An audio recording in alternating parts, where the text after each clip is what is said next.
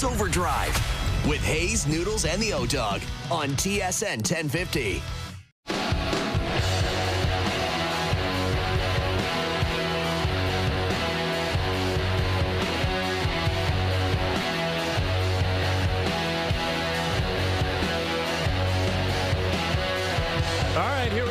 Drive off and running. TSN 1050 on the TSN app, your home smart speaker, and up on TSN 2. Brian Hayes, Frankie Corrado, and Keegan Matheson. Come on, baby. Here we go. Keegan Matheson in the house. I like it. Happy All-Star break to me, fellas. Yes, great Happy seeing to you, be man. here. Look at you, no time off. You just love Not work at all. that much? You want to do some radio work, for 3 hours? I couldn't miss an opportunity to talk hockey, you know? Yeah, exactly. That's good, man. I'm usually slouched over on the couch when we're talking. That's or true. I'm hunched over somewhere in a stadium, a back alley, trying to hide from the noise. So this is a little better. Yeah, it's pretty cool when we get you on FaceTime. Like when you're down at the Dome, you're obviously up somewhere in the media gondola or whatever. And I guess there's an acceptance. Like everyone would accept that. If you're in the media, you understand that people have obligations. I'm sure everyone would leave you alone. But what's the ruling? Like if you're on the road, if you're ever walking down the street, which I believe we've done with you once or twice. Like, do you get catcalls when you're FaceTiming into our show or any other show you're doing? Oh, have you had to deal with that kind of stuff? Yeah, because I'm sitting about this far away from people, and I'm loudly explaining the Blue Jays, which is also their job. Yeah. So if my colleagues needed another reason to be annoyed by me, that might be it. But, yeah, we've done this from all sorts of places. This is a little better, you know, being in here, meeting all these fine folks, all these fancy studios. So this is good. Yeah, it's great to see Happy you, man. to be here. And the AC broke just prior to you coming in. This is great. It's okay. I'm skinny and I run cool. No problem. I am struggling today. Good. So I was outside a lot this morning. I did the shower. It didn't take. And Terrible. like the drive-in is so miserable. And I'm in a suit because I was doing Sports Center stuff. I wish I was rocking the golf shirt. Next time you come in, golf shirt it. Golf. Like I know you're here at like First it. Impressions, and you met a lot of big wigs. That's the thing. Keegan's a big shooter around here. Around TSN. Yeah, exactly. Yeah, I was shaking hands and Oh stuff. yeah, I saw you cruising around. I need to lie beard about who I am the first time. You The, know, the I've got beard is more glorious in person. trimmed up. You know, you got to time the haircuts right. You gotta, Is there an you gotta oil? time Is there the- kind of like an ointment? There or an is. oil This is in actually there? a sea salt oil today, you know? Is that right? And it's seasonal, fellas. You know, when you get into the off season, that's when you bring out the spices. That's when you bring out some of that. The summer is for citrus. It's for sea salt. It's for mint, perhaps a mint. Let me guess, like the winter's like a charcoal. You get You got to something darken it up darker a in the little winter. bit. That's when I really let myself go, and that's when I tell your producers, you know what? I think we should do phone today. Yeah, that's maybe when not the video. Let's do phone today. Yeah, So. like wood burning or something. Like it's got to be old November's school. like Totally. cigar. Normally Charcoal off season, like December. doing TV, doing this with you guys is the only excuse I have to cut my hair and clean myself up. Yeah. So it's good sometimes, but yeah, this will be about as high a bar as I set. Well, it's great to see you, and you're sitting in the O-Dog seat, and the O-Dog's coming up a little bit later on. I got a note from him the other day, said, I want to come on. I got things to say, so he's going to join us in like 20 minutes. Amazing. I'm sure we'll make Open Championship picks. We look forward to that. That starts tomorrow, of course. And we'll get into what we saw at the All-Star game last night, and we've been waiting for the NHL schedule to be released, and I'm sure O's got a take on this. It might be a TSN game on Friday night. Like, Marner's rolling into town. I didn't look at that, who has the rights or who doesn't. They don't have that yet. They haven't figured that out That's yet. not done yet. Okay, so we're all waiting for that. It's a bidding war. We all got our schedules today, and everyone had a very different experience with their like NHL schedules that are close to them. Joe from the Bridge, right away, as soon as that Leaf schedule came out, into the group chat, Marner's returning this day, and the Leafs play Marner that day. Right. And he goes, oh, and they're playing the back-to-back in Boston, to the point where I was like, I can't do the Vegas schedule here. Like, I'm going to mute this group. yeah, Joe from the Bridge, like I saw him briefly as I'm walking in, and he just starts yelling about Marner's return. And it is on a Friday night, January 23rd. They're in Vegas the week before, which is kind of crazy. Like the Leafs and the Golden Knights are going to meet each other twice over the course of, what, eight days, I guess? They do that a lot in the schedule. You'll find that, like, is there any rhyme or reason for that? It's just so I don't know. My take on it is that if teams play, like if Toronto plays Vegas, it's like the pre-scout and everything that you didn't go old. It's not like you played a team in November, you don't see them again until April, and then it's just completely irrelevant. Well, and again, as the build up to the game is going to be about Marner. Like I think I have made it clear this week, and I will make it clear as we get closer and closer to that game. I think it will be the most anticipated Maple Leaf homecoming likely in my lifetime. I mean, I remember when Wendell Clark returned, but Wendell, like, no one wanted to see him go. He was so beloved. It was such a shock when he got traded for Sundin. When Sundin left, it was very different because, like, they were turning over a leaf in terms of transitioning who they were and what they were going to try to build. Like, people were hoping Mats would waive his no-movement clause to acquire picks, prospects, launch into a rebuild. Very different tone. This is going to have it all. Like, this is going to have everything you could possibly look for. And I predicted this yesterday. I said it, the NHL will screw this up. And they did. They screwed it up because Vegas is in Boston the night before, which means they're going to fly in late, not have a morning skate. He'll play. I'm not convinced he even talks to the media afterwards. And then he's going to be out. And again, I get why Vegas wants to protect Marner. I get why Marner's like, this is amazing for me. Get me in, get me out. And I get to an extent why the league would be, sympathetic to that. But as I said yesterday, you're in the entertainment business. Like, this is a massive profile. This is a local kid leaving town, coming back to the biggest hockey market on earth.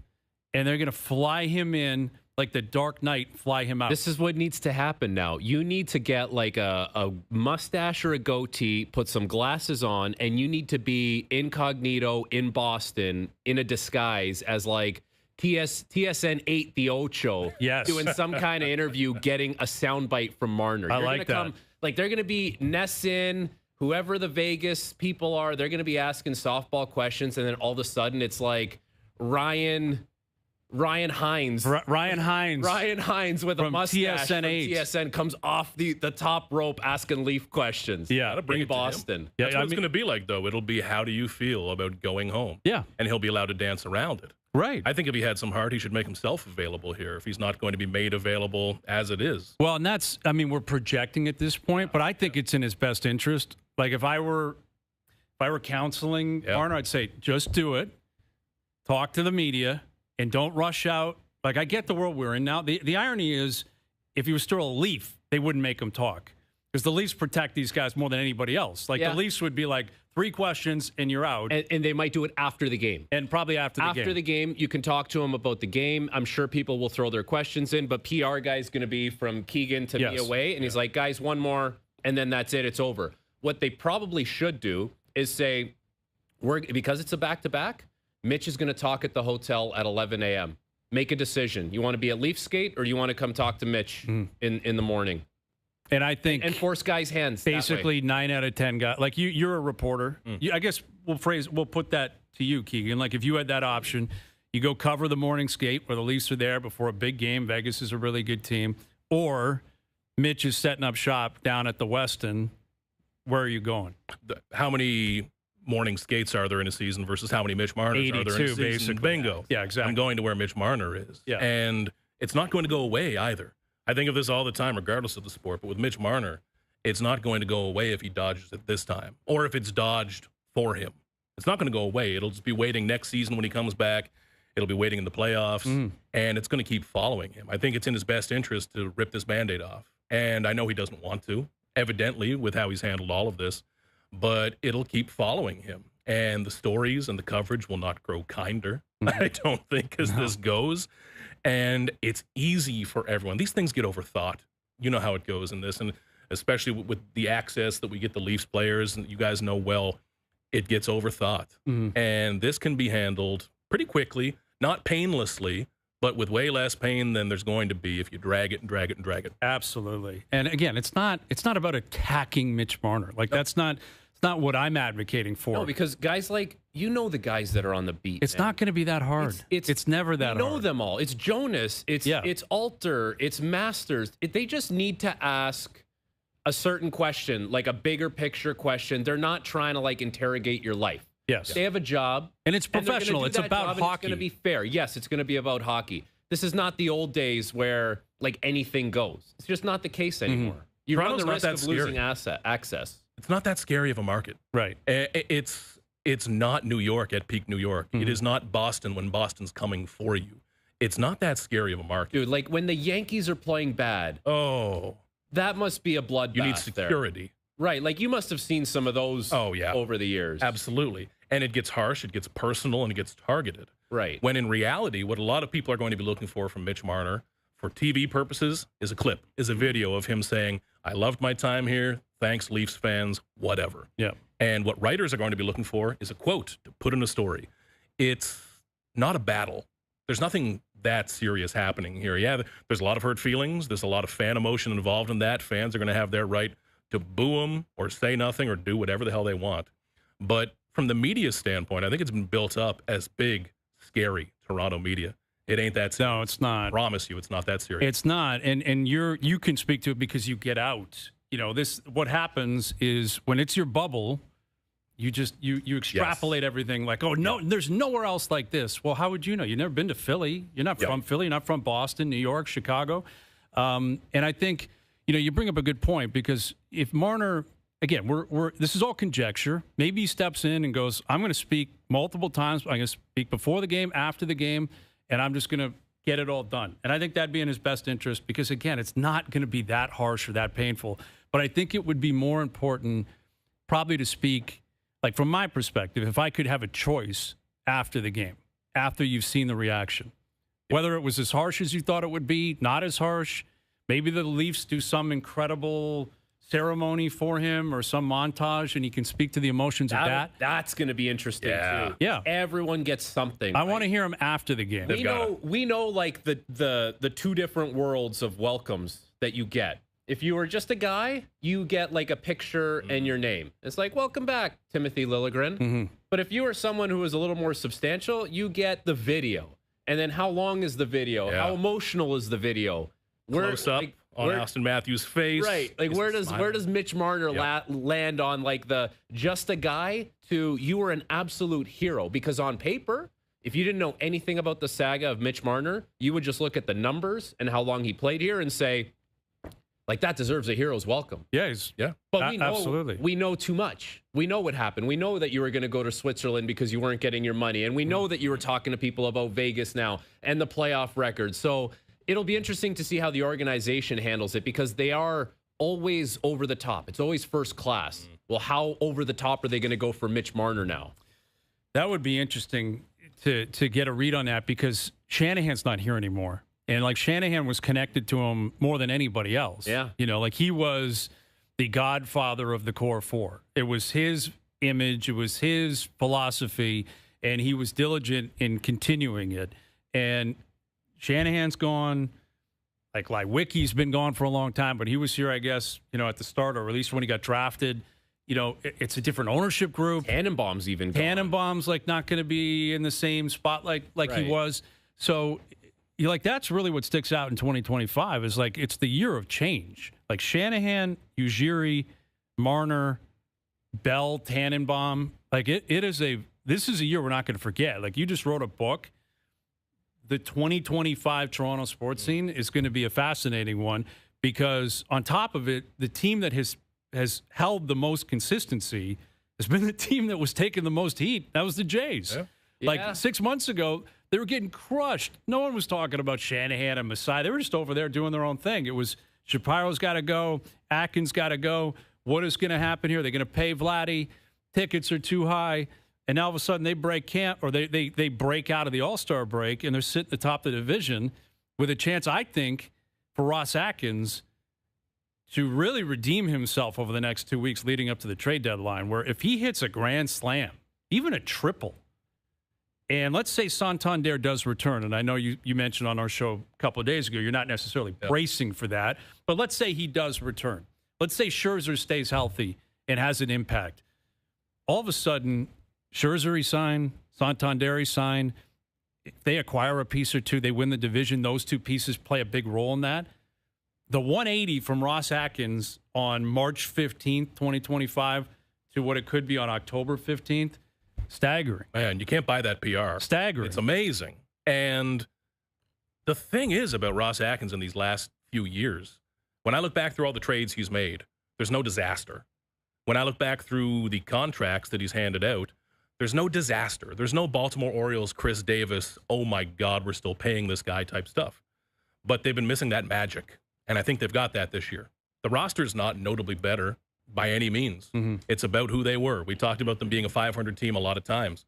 But you just need that magic, man. And when it all comes together, the 92 and 93 teams, That wiped away a lot of what people felt about the 80s when they were close, couldn't quite get there. You just need that to come together at the right time. And for Ross Atkins, man, you hear, dare I say, people saying good things about Ross Atkins in this city right now. It's strange for me. I didn't hear that for years. Yeah. And you know what's crazy is we would all say certain things about the team. And they would say stuff that was essentially like the complete opposite. No, we believe in this. Our numbers tell us this, and we're sticking to the plan. And everyone's like, are we the ones taking crazy pills, or is it you? And then in a year like this, it kind of proves them right that they were. Brother, preach. They kind of did know what they were doing, but it just never came to fruition before. Or is it just a one-off? Or can this be something that they parlay into year after year after year? I'll tell you this though: like you find yourself atop the AL East, you gotta. Well, now you got to hammer home. It is full gas pedal because you don't get chances like this where Yankees are missing a little something, Red Sox are underachieving, Rays are well behind you, Orioles are a disaster. It's got to be full gas pedal now. Like this is the one where you say we got to push our chips in. You have to. When else are you going to do it? That's all I keep coming back to. When else are you going to do it? There's never going to be a better time. They have money, they have players, they have prospects. It's sitting right in front of them. And this is the deadline, and this is probably year 6 of me saying this, whatever, forget the last 5. This is the deadline they'll be judged by because you cannot imagine a better setup than what they have right now. And this is not a year to complement the roster. I do not care if they get a number 7 reliever, a number 5 starter, a bench lefty bat. I don't care. This is the year to raise the ceiling. This is the year to stop acting like the little Toronto Blue Jays and start acting like Toronto. So you're saying big like city. 2015 exactly. replay, like go get Tulo, go act get like Price. New York. Act like LA because that's what Toronto is. That's how they spend. That's what this city is. It's right in front of them, man. And has there been a little luck to get here? Sure, maybe. But it's all come together, and they've got that magic they were missing when they probably had better rosters. I don't know how to explain it, but it's here, and you can't let it go. Yeah, it is. And, the spotlight will obviously be on the players, as it should be. Once they get back to it later this week, you got to play, you got to perform. You got other teams that are right there with you. Red Sox have won 10 in a row. Yankees are a couple of games back. You know they're going to be active. Like there's pressure on Cashman in New York to do things and try to improve that team and help out Aaron Judge. But, yeah, it's a real opportunity. And you're right. In terms of what they're likely to get, I mean, there's names, there's different rumor mills of who could be available and who could not be available. It comes down to more what they're willing to stomach in terms of giving up, right? Because let's say player X is available that makes a lot of sense. If player X is available for the Jays, he's available for all the other teams in baseball that are competing right now. And there's a lot of teams who think they have a legitimate shot. So you're going to get them, but you got to pay. So that's what it's going to come down to. Like, do they have the stomach, Atkins, Shapiro, to put in a big piece? Like a big name that is in the system. And this is where they can get a piece like that because you're not doing the free agency thing where it's up to the player looking at 5 or 6 different options. And he says, well, I got LA, I got New York again. And you're like, well, you get them and bring them in. Toronto's like 5th on that list. So I'm going to go to one of those. Now it's like, no, we're willing to pony up. We can afford you. We want you. We're making the transaction with your manager. And then we're trying to bring you in. So, like, this is the one, as opposed to you have control over this. Yeah, trade deadline free agency, this is the one where they can actually land the big fish or have a much better chance of landing the big fish. Because when it comes to free agency, it's always like there's some kind of wart that comes with it. It's like, yeah, Schwarber or Scherzer's here. Hey, he might not be able to pitch very much, right? Mm-hmm. Like, it's always that type of There's of a thing tax, right now. seemingly more of a tax, or you gotta build up your own guys. Like Vladdy, you got to find your own guy. You got to basically develop your own guy, let him pop, and then you got to pay him, which is what happened. But the All-Star game last night, I thought it was a resounding success for Major League Baseball. Yeah. Full disclosure, like I said yesterday, the only thing I really wanted to see was Paul Skeens, Aaron Judge, and like Skeens was hitting 100, like it looked like he was barely winding up, and he hit 100 on a gun, like. I don't think he threw anything off speed. I'm not sure he did. No. And Judge, dribbles one up the middle. He did get a bat on it. The previous 2 guys couldn't. But that's the show, man. And he got run support. He actually he finally did. 2 runs quickly. of run support. Must feel nice. I don't think he's had 2 runs of run support in the last, 2 weeks of starts for him. That's why I wanted to see him keep going. And I get it. Yeah. The Pirates are like, no, and Skeens is young, and there's other guys that want to go in. He's going back to Pittsburgh, man. They're not winning anything. They're not competing for anything. There's nothing important. Let him go like 7 innings last night. Can we not get Skeens really going all Let night? us see it. Let us see Skeens go through every single All-Star that was the big in the American show. League. Because when you tune into an All-Star game, you want to see something rare. That's what All-Star games and the Pro Bowl are battling scarcity right now. If this game happened 15 years ago, I would be fired up because that would be my shot to see Fernando Tatis and Shohei and Kershaw, guys on the West Coast who aren't on my TV channel every night. Right. But now I can open this laptop here, and the first 50 things I'm going to see are a Paul Skeens gif. Here's his 2,400 blah, blah RPMs. It's in your face constantly. You can't hide from it. And interleague play, you're always going to see them, too. Yeah. You're always going to see them. I can flip on MLB TV, TSN, and watch these games, and it's easy. But Skeens against Judge, that's a little rarity. Mm-hmm. The Derby, the swing off, that's something we haven't seen before. That was fantastic. Yeah, that was really cool. Because it added something new, something that you don't see every single night. Now, if I have seen, looking through, guys like Corbin Burns face a good hitter before. It's cool. It doesn't do a lot for me. It's not going to keep me up late at night. But Skeens versus Judge, that's special. The Derby swing off, man. It's the fact we're talking about an All-Star game the day after is a win. A compliment to it. It's a win. We all like it, but you know the way like baseball purists are. Oh, yeah. Is there a corner of like the baseball purist world down in the States that hates this swing off and doesn't like what happened last night? There better not be for an All-Star game. For an All-Star. Like eventually, this is going to get thrown out to complete games in the regular season. I don't know when it's going to happen, but it's going to be presented, and they're going to debate.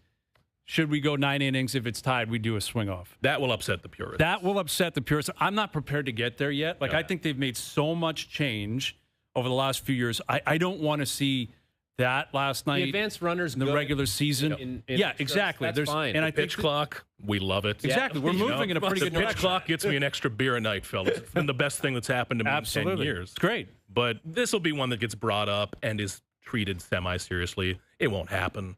But it gets people talking about stuff they want in baseball, which is a good thing. Yes. But maybe you work it into the All-Star game next year. Maybe after the 5th inning, there's something that you jam in there and make work. But it's good. Well, another element that you have to remember is these are All-Stars where, like, if that's happening in the regular season and you have Colorado playing the White Sox and you got some guy trying to get the ball out of the infield, you're like, this isn't going to fly for us. Like, it's one thing if it's Schwarber, who has so much moxie, and he's got such an aura to him, man. Like, the fact that he's on the same team as Bryce Harper, so lucky if you're in Philly. Like, he just mashes. He's got a Fred Flintstone vibe to him. Perfect Philly guy. Perfect Philly guy. Kyle Schwarber might be one of, I said this morning on First Up, one of 3 baseball players I'd want to watch play baseball. Yes. And he is not in the top 50 players in the game, maybe. He's on that edge. But, man, what a player. Yeah. And he's a throwback. He fits Philly so well. And, man, if bench is clear, number 1 pick, Kyle Schwarber. Dude, that guy would destroy people. He's a wine barrel. Like that third one, he went down to get it, and it was like the old guy at the pitch. You know what I mean? Like the old guy trying to finish off like the softball season, and he just went down to get it, and he sat there and watched it, and you're like, 3 for 3 is phenomenal to close it. Like, it was just a great way to end the game. Yeah. I thought it was perfect for the All-Star game. I thought the crowd was great. I thought what they did with Hank Aaron, like commemorating him passing Babe Ruth, was unbelievable. I wasn't prepared for that, but that was incredible. I thought the whole show was really good. I was disappointed with the Derby the night before, but I thought the All-Star game was great. And then lost in all of it is like, it's a crazy comeback too. Yes. Yeah. Which kind of gets buried under everything else that happened. Big time. Big time. All right, the O-Dog's coming up.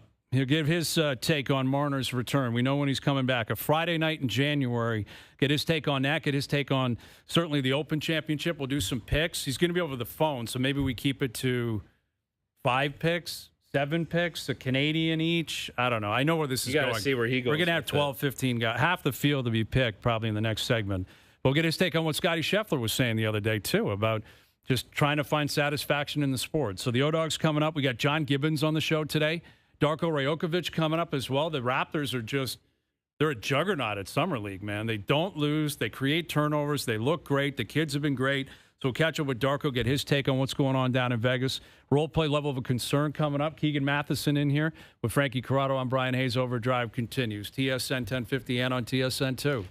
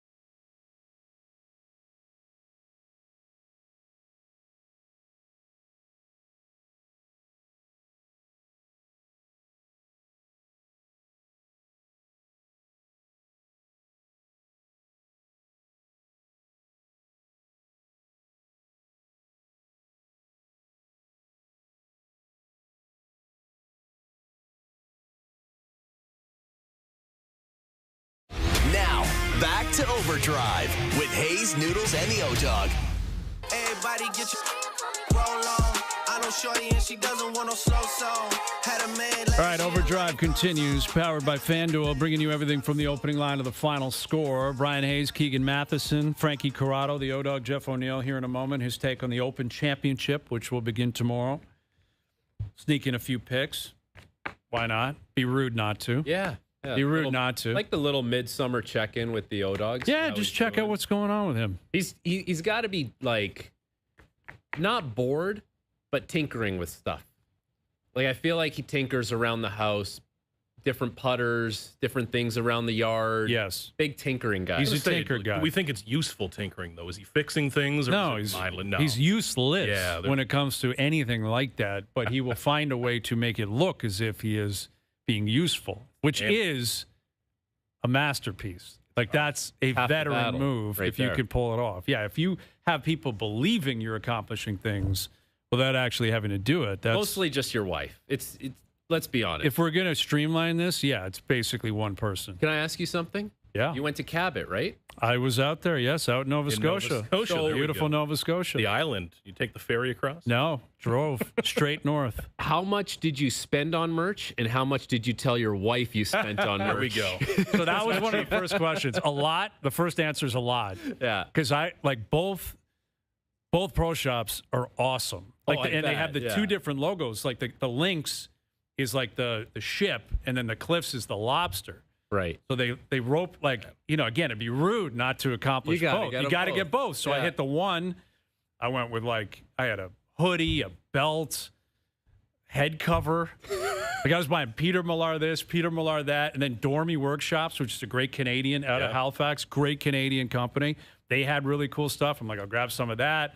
And I went down to the other one. I bought a T-shirt. I bought a ton of stuff. But I didn't give the exact total to my wife. I just said a fair amount. She knows what's coming. Like, she hit me. She would understand that, like, Yes. there's a bill coming. And let's clarify. When I went to Augusta, when I went to the Masters, blew everything out of the water.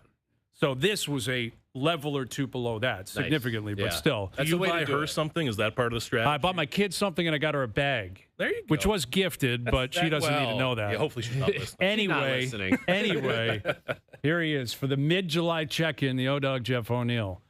Over FaceTime. Yes. Wow. What's happening? How about Keegan in your seat, man? He looks like $1 million. I'm not going to lie. Hey, boys, some respect to that chair. Some respect in the chair. Keegan, it's great to see you there, pal. Good to see you, O-Dog. I heard they brought me in just to keep the looks and charm rolling here, so I'll do my best. Yeah, it's good stuff. You guys, Hazy, you don't change, pal. I had to sit there and listen to you guys talk about Cabot for 7 minutes, and I was shaking my head, and I'm like, these guys, I'm sitting here listening to your silly stories. But good to be with you guys. Good to be with you. And I guess we'll begin with the NHL scheduling, which has been a big topic of discussion for us. Mitch Marner, he will be here January 23rd. He plays in Boston the night before.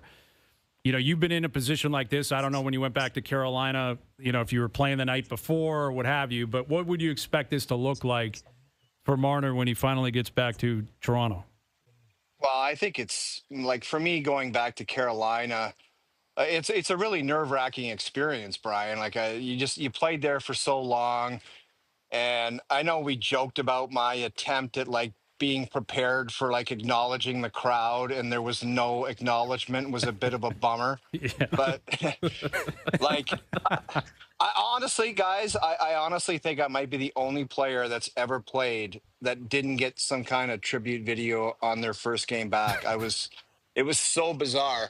But you're just wondering, like, you're going to get booed, and it's just a really weird feeling because you're playing against guys who you're so close with. But for Mitch, I mean, I don't know how it's going to compare. We all can remember the John Tavares experience going back to Long Island, where that got pretty ugly. Like, it's still ugly every time he goes there. And I don't know. It's just, I can't put a pulse on, Brian, maybe you can, or all of you guys, like, where the fan base is going to be at. Because, I thought it was weird how Mitch kind of admitted to looking into Vegas and was asking about Vegas, and everyone was like, where was this guy's head at during the playoffs if he was asking everybody about Vegas? Like, I don't know. I found it really weird that he would admit something like that. So where the fan base's heads are going to be at when this guy returns, it's going to be something interesting. I know it's a Friday night game. I'm not sure if that's a TSN game or not. I'm sure we'll find that out later in the summer. But if I'm not working, I'll definitely be in the building just to Yep. get a sense of what's going on. Me too. It will be interesting because I feel like there's different age demographics that would relate to Mitch Marner and not relate to Mitch Marner. Like if you're the young kids, the YouTube generation, like you kind of like Mitch Marner and like the goofy dances he was doing and the facial expressions. But if you're a boomer, you hate it. You're probably booing him, right? Like so, I feel like it's not going to be as visceral as the John Tavares thing. It's likely going to be somewhere in the middle. Which I don't know how that's going to land when it's all said and done. That'd be a win for Marner. If it's in the middle, that'll be a win. I mean, I'm thinking he'll be anticipating it being loud and crazy and nasty. If it's anything short of that, I think he'd be ecstatic with that. And well, it's not just going to be as simple as, and I know I heard Jonas talking about it, Brian, where it's like, oh, he was a great player, so when he steps on the ice, just cheer. Like this, there's a lot of different, deeper levels to this guy coming back into the building. And, just the, working out the trade and not wanting to get traded during the season and all the contract stuff. Like, this isn't just a guy that stepped in, although he was a hometown kid and he, embraced the city, and for the most part I think the city embraced him. There's a lot of different layers to this guy returning, and the reaction is going to be fascinating because he's Mitch Marner. He's a polarizing guy, and you saw the presser and the parents out in Vegas, and I don't know, it's really going to be a fascinating night when he steps foot on that ice, that's for sure. I'm curious, guys, too, like the long-term deal of this too. Like Mitch Marner, if you hate him right now, you'll hate him that night. If you're on the fence, you'll be on the fence that night. But how this sets up how we talk about Mitch Marner at the end of his career, 10 years from now. He's played it out with the Golden Knights. He's finished wherever he finishes. I think of guys who are remembered as Leafs alumni. And you have the big names. You have the Gilmores, Sundins. You have the Wendell Clarks. Who's Mitch Marner 10 years from now, 15 years from now? Is he in that box wearing a Leafs jersey? Is he an alumni that people hold up? And I think how he handles these next couple of years goes a long way to start that. Yeah. Right now, the reaction will be what it is. People are emotional. But you're talking about a guy 5th all-time in points in this organization, and it's been around for a while. How does he get remembered? What type of alumni is he? Does this stick to him? It's a great question. That. Yeah, it's a great question. Well, it's a great point, too, guys, because I bet you there's some people this summer that when they heard that he was looking into Vegas and he kind of knew this was coming, or somebody that heard that he blocked the rent and trade and didn't want to get traded in the middle of the season, I bet you there's some people that are going to flip where come January, they're going to be like, I don't hold any grudges against this guy, and I just don't care enough to still be mad at him. And there'll be still people that have been frothing at the mouth that will still be mad. But I guarantee you, just to your point, Keegan, there'll be a bunch of people that are like, I just can't care enough to still be mad at this guy. Yeah. And I thought I was going to boo him and maybe I'll cheer him. And that's just where it's at right now. Yeah, and you're right about, the amount of time that will eventually pass. Like there's examples of guys who were leased for a long time, and now you don't really think of them that way. Like when, I'll give you an example, Zach Hyman was kind of a homegrown, yes, not drafted, but acquired, played for the Marlies, was a Leaf, really good Leaf. He'll be an Oiler when he retires. Yeah. And, like our buddy Matt Stage, and Stage was a Leaf for a long time, but he's a Flame. Like that's what I think of him, as a Flame. Do you think Mitch Marner will be known as a Golden Knight when he retires or a Maple Leaf when he retires? I'll tell you what can change that whole philosophy or idea, Brian, is if they win 2 Stanley Cups in his tenure there, and he's a Conn Smythe guy, and he's one of the major contributing factors, because it's whatever as a player you can fall back on. If you go to a different place and you kind of stink the joint out, it's like, yeah, I'll be known as a whatever where I was a better player. That's what kind of players do. They're like, I was a better player there, so I was kind of more of a Canuck. Right. For me, people say, oh, yeah, you played for the Carolina Hurricanes. But when you're in the Toronto market, they're like, oh, you're a former Leaf. And you cling on to that because it's a lot more, it's a lot more of a big deal in the city of Toronto. So, but if he goes there and he's a big part of winning and he plays his tenure out there, he'll be a Vegas Golden Knight, which seems really weird to say right now. Yeah, it does, man. What'd you make of seeing the schedule come out and it's the second half of a back-to-back in Toronto and then the game in Vegas? Vegas is playing the second half of a back-to-back. So there's not a lot of time for reporters to kind of get time or access with Mitch Marner with those two games this year.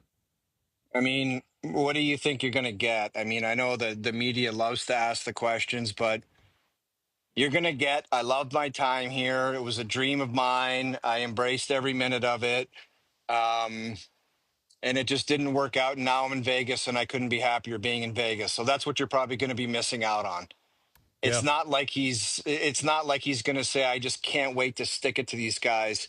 And, absolutely sewer the Leafs and the fans and they can all suck on it after this game. It's not like it's going to be one of those things. No, it's probably not. But there's always that, like with Marner, there's always that like weird slippage. It's like, we're like gods here. Those kind of quotes that you're not expecting that people grab and really run with. Well, There's been a few of those. Even we were talking to people about Vegas. Like, I wonder if he got off the stage and said, I should not have. Why did I say that? Why did I have to say that publicly? Because now people in Toronto are going to attach themselves to it. But hold on, just to jump in on that, like that is normal conversations that happen every single day in the NHL. You know how much time guys spend together? Like you're on the bus, you're on the plane, you're at the arena. To drop that in a presser was a little bit kind of wow. It's like you could have left that part out, and then that's the thing. There's a bunch of stuff that always can be left out, which he chose not to. With the O-Dog Jeff O'Neill, are you surprised? I'm sure you heard Scheffler yesterday. Oh my God, dude! Like, what do you like? Where's this? Do you think there's a chance Scheffler within the next 5 years just packs it in and says, "Screw it, I'm not playing anymore"? Like, it kind of sounded that way yesterday. Yeah, it was real. Like people were praising him, which was like, it seemed like the total opposite of a Tiger Woods presser, where he basically would let it be known to the world, where it would be like, I want to rip people's faces off and rip their hearts out on the 18th green when I putt out to win. And I want to see them bleed to death when I'm done doing that. And this guy was like, I don't even know why I like doing this. And I don't know why I like winning because it's for 2 minutes. And then I want to know what's for dinner. And I'm a bit of a psycho. I love practicing, but I still don't know why I do it. Fascinating words and fascinating thoughts on everything. But it kind of makes you wonder that, if in 3 years and he literally can't make a putt, he just waves to everyone and says, you'll never see me again. Yeah, like that's kind of what I took out of it. Like every athlete has a different viewpoint. I think he was trying to say, I think it was a multi-layered answer. Like he was getting into a number of things and he really wanted to express the importance of his family and all that, which is understood. But it did seem to open the door to like one thing happening off the course or on the course. And he's like, I'm cool with basically saying I'm out of here.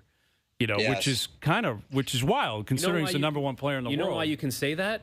When you've made that much money, you're not thinking about. I was just going to say, Frankie, this guy's got $180 million in the bank. Yeah. Like some guy that's scratching and clawing that's got 4 cents in his bank accounts. Like, I got to bust my ass to try to put food on the plates of my family. And this guy's basically what he's just said, Hayes. And maybe you guys disagree, but I've just kicked everyone's ass in a 3-year period and made so much money where if it ended tomorrow, maybe that was the gist of the whole thing. If it ended tomorrow, I just wouldn't give a you-know-what. Yeah, exactly. So, like that, like he's made so much money over the last 3 years. It's got to be over $100 million on the course and off the course, where he's just like, if anything happens and I'm not good at this or I don't want to play, then I probably won't be doing it. Yeah. He sounded exhausted. Yeah, that just could be sounded exhausted. And it's when I think of like athletes at the very, very top of their sports, you think of MJ, you think of Brady, these great, great, great athletes. They kind of have the ability to turn the heart off, and it's that gene that makes them great, but is also kind of problematic at the same time. And maybe if you can't turn that off, it's challenging, man. He sounded exhausted. Yeah. And what is he? He's 29? Yeah, he's in his late 20s. I know, but I think the word he left out, guys, was just the reason he practices and the reason that he loves doing it. It's just competitiveness. Yeah. Like I just mentioned, he's made so much money that he probably doesn't even think about the paychecks. Like he said, I think about it for 2 minutes and then the conversation goes to what's dinner. and he just basically forgot the words to describe why he does it and loves doing it. It's competitiveness. He loves going out there and winning. And I think he just forgot to mention that, or kind of got lost for the right words and forgot to say it ultimately. Well, it's such a luxury when you have that much money that you can blow that putt 5 feet past and don't have to worry about lagging to make a cut or lagging to hold on to the money you have. You know what I'm saying? Like if you're a grinder, you're like, man, if I make this putt, I'll make more money. But if I 3-putt this, I lose money. So I don't even want to make it. I want to lag putt it. For some Dude, guys, why do you think Tiger Woods, for so many years, a 7-foot downhill putt, he would just cream it right in the middle? Exactly. Because the guy didn't care. He was like, if this doesn't go in, either I'm going to make the next one, and if I don't care either. I don't care about that one. I'm either either. winning or not. That's what matters. And you know what's crazy? Tiger will always be one of one. But think about what Scotty has done in like a 3-year span. He has blown Tiger's earnings out of the water in that period. Mm-hmm. Tiger had to keep going and going and going just to make whatever. It was a lot of money. But Scotty made such a massive amount of money in such a short period of time that he could look at it and say, the $4 million that's going in my bank account next week doesn't do it for me anymore. Yeah. Which is wild to think that. Crazy. Sheets going in your bank account doesn't do it for you. Big time. All right. Coverage of the 153rd Open from Portrush on OverDrive, brought to you by Subaru. You want to knock out some picks here? Because we got you. I'll give it. You want to do you have McIlroy, I got Scheffler. You want to get that out of the way right off the bat? Absolutely. I'll take Rory McIlroy, and I love him this week in Ireland. Okay, and I'll take Scheffler. I'll give you. You go ahead. You can knock out your picks. You can do whatever you want. It's your rodeo, and I'll follow suit. I gotta go with Ludwig Oberg. Okay. I love a Ludwig Oberg right now. Yeah, Ludwig. I'm gonna throw another guy at him we hate his clothes, but I love him on this course. Bobby McIntyre. I love Bobby Mack. I was gonna pick him. You know who's got the worst gear on tour? And I was watching with the Scottish. Fitzy's got the worst gear on tour. Not Jason Day? No. Jason Day, at least he's like trying to perform. He's got a style that he's trying to put forward. Like Fitzy's got a gray pant with a off gray shirt that's way too baggy. Size 23 Skechers. It's insane. Yeah, but okay. He does have the weirdest look, man. It's the most strange gear going is Fitzy. All right, you got Ludwig, Bobby Mack, and you got Rory. I'll take Scotty. I'm gonna take 2 live guys out of the gate. John Rahm and Tyrrell Hatton. I'm taking John Rahm. Those are good picks. John Rahm and Tyrrell Hatton. Go ahead. Give me 2 more. I got to go with Xander. I think he could be trending in the right direction. And I don't know why I'm addicted to this guy. You know what? I'm not going to do it. I was going to take JT, but he's just so inconsistent. No, I know. Yeah. And I guess who else I actually thought about? I won't do it, though. I might do it after this guy. Don't do Spieth. Don't take Spieth. You're not taking Spieth. You know he's not winning. I know. So I just took Xander. I'm going to take Morikawa. Okay. I don't know. Okay. I'm going to take a couple more guys. I'm going to take Spieth, and I'm going to take Tommy Fleetwood as well. You're taking Tommy Fleetwood. Yeah, Tommy Fleetwood. He might choke it away on the last day, but you know what? Maybe because he finished second the last time the tournament was here. And throw in Shane Lowry for me too. All right, you take Lowry, and then give me a Canadian, and then I'll wrap it up from there. Give me a Canadian. Maybe Corey Connors. A lot of wind. I think he can strike the ball.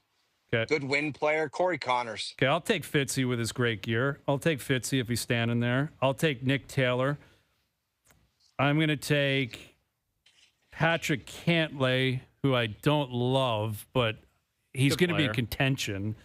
And Keegan Bradley. Great golfer. I'll take Keegan Bradley to wrap up my picks.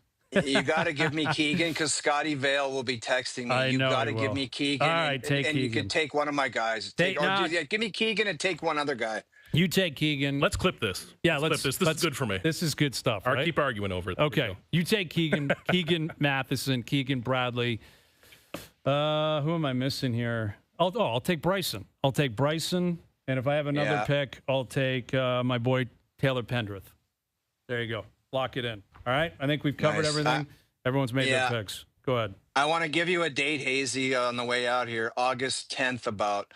because I might have the poncho back on. My right shoulder is getting done now on August 8th. So on the 10th, I might have to throw the poncho on and come back, man. La and Bamba. we'll come in with La Bamba. We'll come in hot. All right. Put it in your calendar. August 10th, La Bamba. The O-Dog will be back with the poncho. Good luck with the wing. Good luck with the picks. We'll do it again soon.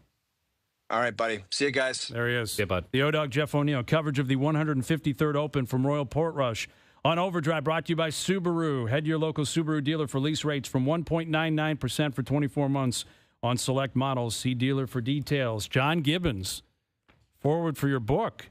Gibby. Your boy, John Gibbons. Gibby coming up. One of our favorites in 15 minutes. Darko's coming up from Vegas later this afternoon. OverDrive continues. TSN 1050 and on TSN 2.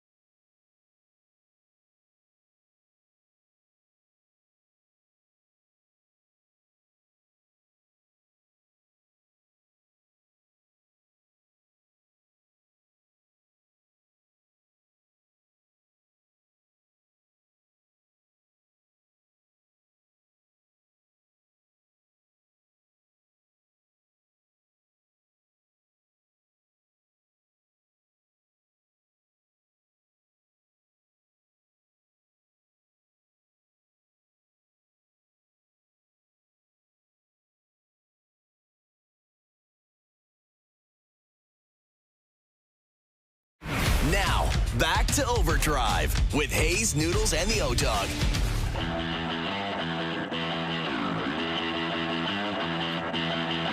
All right, John Gibbons in about 15 minutes. Role play level of concern at 5:30. We got role play coming up. Darko Rajokovic coming up as well. The Raptors they're a wagon at the Summer League, man. They're an absolute wagon. No other way to put it.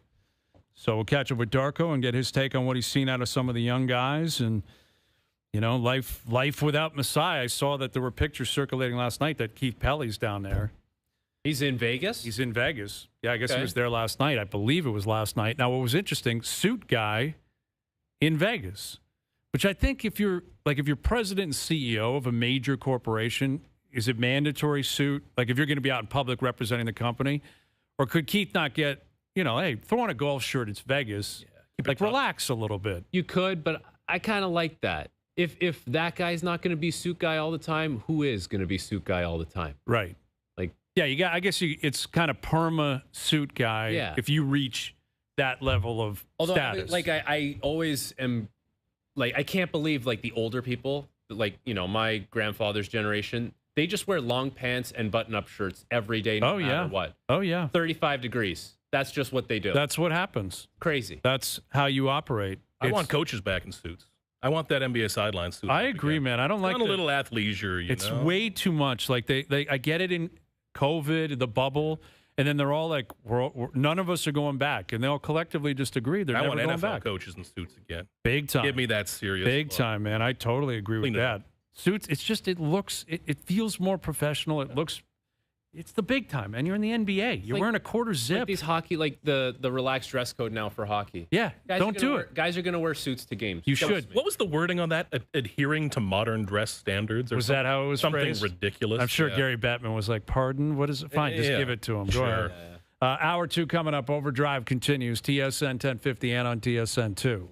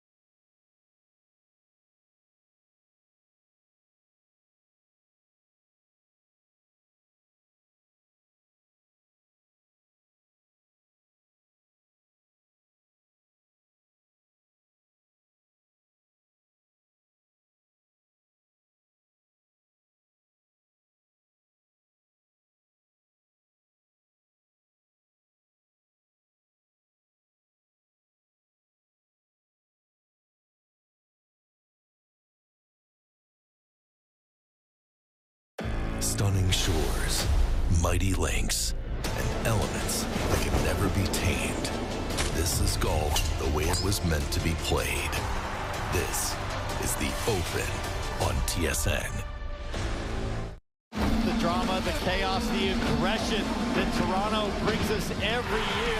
Ontario Honda Dealers Indy Toronto on TSN and TSN+. Is OverDrive with Hayes, Noodles, and the O-Dog on TSN 1050.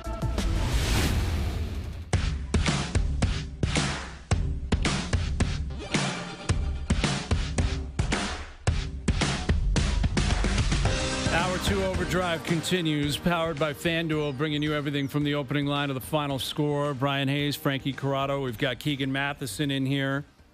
John Gibbons coming up here in a few moments. Keegan, your book, it's been out for quite some time. You're officially an author. You have that aura to you. Very established, very esteemed. But Gibby wrote the foreword for your book.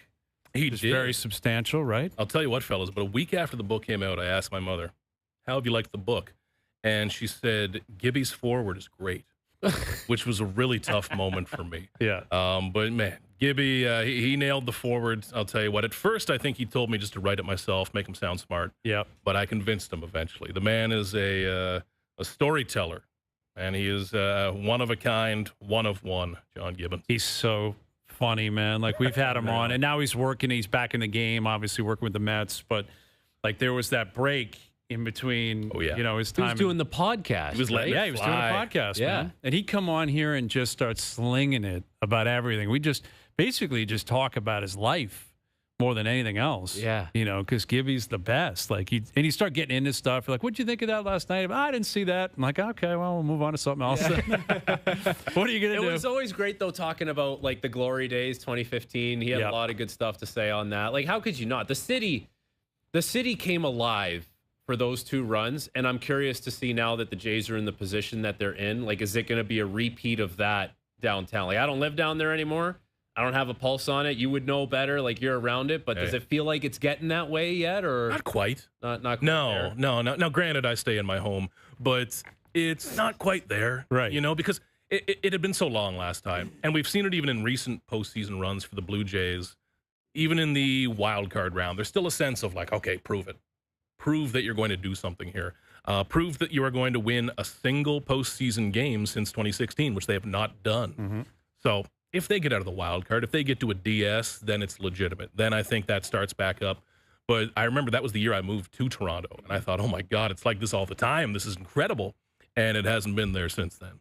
So it's not there right now. It's going to take, I think, postseason wins because fans are tired, man. They get exhausted of supporting a team that falls flat each year. So I think they want to see a bit more, but when it happens, downtown Toronto, during the Raptors run as well, there's nothing like it. Amazing, man. Yeah.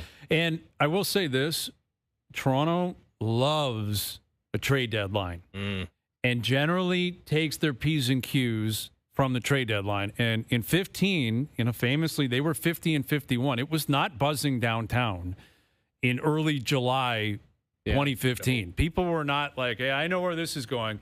No one saw where it was going. And I know we were looking at run differential, and they were a better team than the record would indicate. But when they traded for Price and Tulowitzki, people started buying tickets. People started showing up, and it helped that they went on a heater almost immediately. But that's the best way to sell people on this being possibly real, is you swing for the fences and bring in a piece or two. I guarantee you're going to create buzz. You announce that you're serious. Yeah, you're announcing that you're serious. We're serious. We're not just trying to limp into the third wild card spot and be happy to be invited to the party. Right. When you make the big deal, you're telling everybody, including New York, L.A., Detroit, everyone else, the Blue Jays are serious. Now, have they been a serious team every year the last 5, 6, 7 years? It's a high bar for me. They've been participants in the postseason. They haven't won a game yet. Yeah. When you announce yourself as serious, because people in Toronto want this to be a serious team. They want it to be a serious city. Mm-hmm. And once you jump over that line, that's when it gets exciting, when you bring in the big dog. Well, and here's another thing that's available to them. You could be a top 2 team in the American League. Yeah. You don't have to play in the wild card. Go to a real round. Exactly. You play 5 games. Get right to the divisional series, right? Like, you don't have to do. That's the thing. Like, when you look at where they were against Seattle and against Minnesota, They're at home against Seattle. They got to go on the road in Minnesota. Those are wild card games. Yeah. Like, are wild card rounds. Here, like, you've got, obviously, the Tigers are the pace car in the American League. I think they're, a game back at Houston, who are currently leading the West, but it's right there for you. Like, you could legitimately be the top seed in the American League, heck, home field throughout, and you could avoid the wild card round. Like, that's very substantial. The best of 5 is so important. It's so huge. A best of 3, one guy has a bad game, sleeps poorly, makes a bad decision, a bad bounce, your season's over. You need the 5-gamer, man, yes, and they can go for that. 14 hours, man. Oh, that's right. 14 hours kills. He had a big sleep, man. He loves to sleep. Can't wait to sleep. Yusei Kikuchi. Yeah. I love that. That was my favorite report ever that I believe was completely erroneous and fake. He didn't get his 14 hours. He needs 14, man. Got to have 14. All right, here is a former manager of the Blue Jays, multiple times, also a forward author. That's what I'm going to call him, a forward author for Keegan Matheson's book. He's the bench coach down with the Mets. Here's one of our favorites back on Overdrive here on the Maple Toyota Hotline. Here's John Gibbons. Gibby, do you consider yourself an author? No, but I thought, when Keegan asked me to do that, I thought that was just as bad as me asking Josh Donaldson to do mine. I guess neither one of us have many friends or something. That's right. That's right. It's great catching up with you. Man? Long time. Great catching up with you. How are you enjoying the All-Star break? Nice. But it's almost over. I tell you what, those 4 days go by so fast. You know, but it'll be time to get back to work, no doubt about it. Yeah, I guess so, right? Like, it happens quick. I mean, what do you have a chance to get back home, to get down to San Antonio? What have you been doing? Yeah, that's where I'm at right now, and I fly back up to New York tomorrow. And but hey, you guys are on fire up there, huh? Well, you know what? We're 2015's coming up, Gibby. Like, people are starting to mention 15, and you were right in the middle of that, clearly. And we were just talking about it, that famously 50 and 51, and then swing for the fences, go get Price, go get Tulo, get red hot. And, that's what people are hoping for here in Toronto. But I'm curious if you can just speak to what it's like, in the city, in Toronto, at the Dome, when you're in the hunt in August and September. You experienced it multiple times. How different is it from other years where you weren't in the hunt in April or May or June? Yeah, it's a huge difference. I got up there in 2002, started as a coach, and eventually, managed the first time, and then ended up coming back. You know the whole story. But everybody would always talk about, hey, you know what? If you guys are relevant, in sometime in August and September, watch what happens to this place. Watch what happens to Toronto. Watch what happens around the country. Of course, we never were for so many years. So, I thought, okay, maybe not. And then, 15 rolled around, and, things fell in place, and Anthopoulos, he went wild, and the team just took off, and you could see it was like a light switch, and it was like everything that everybody had always told me. And it's like, dang, then naturally Toronto caught fire, and then the rest of the country, and we were basically unbeatable there till the end. So it's real, and then there was that carryover effect for a number of years, and then, they went through the rebuild and all that, so some of that dies off. And but, for me, I'm on the outside looking at you guys now, and you guys have been playing some great ball. Who knows? Maybe we'll have the old Mets Blue Jays World Series. You never know. I love that idea. That would be good. Gibby, in all your years where, you've had teams and you've made a big trade or an acquisition, do you think players sometimes look at that and say, well, now there's pressure on us to win? I know it didn't go that way for you guys in 2015. You guys went on a massive heater, and it didn't feel like you guys felt the pressure. But do you think it could almost go the other way, where guys are like, oh, my God, there's a lot expected of us right now? You know what? I don't know if that would affect the players much, maybe the coaching staffs. But I can tell you, in 14, we were almost in an identical spot that we were in 15, right? But Alex had no money left, to spend, and I don't think we did anything at the trade deadline. We might have made a little small move, and I can remember the day after that Batista and Jansen, our closer, came out and did interviews, and they were, expressing the disappointment, and so it was like it just sucked the wind out of us, right? And I mean, there was limited.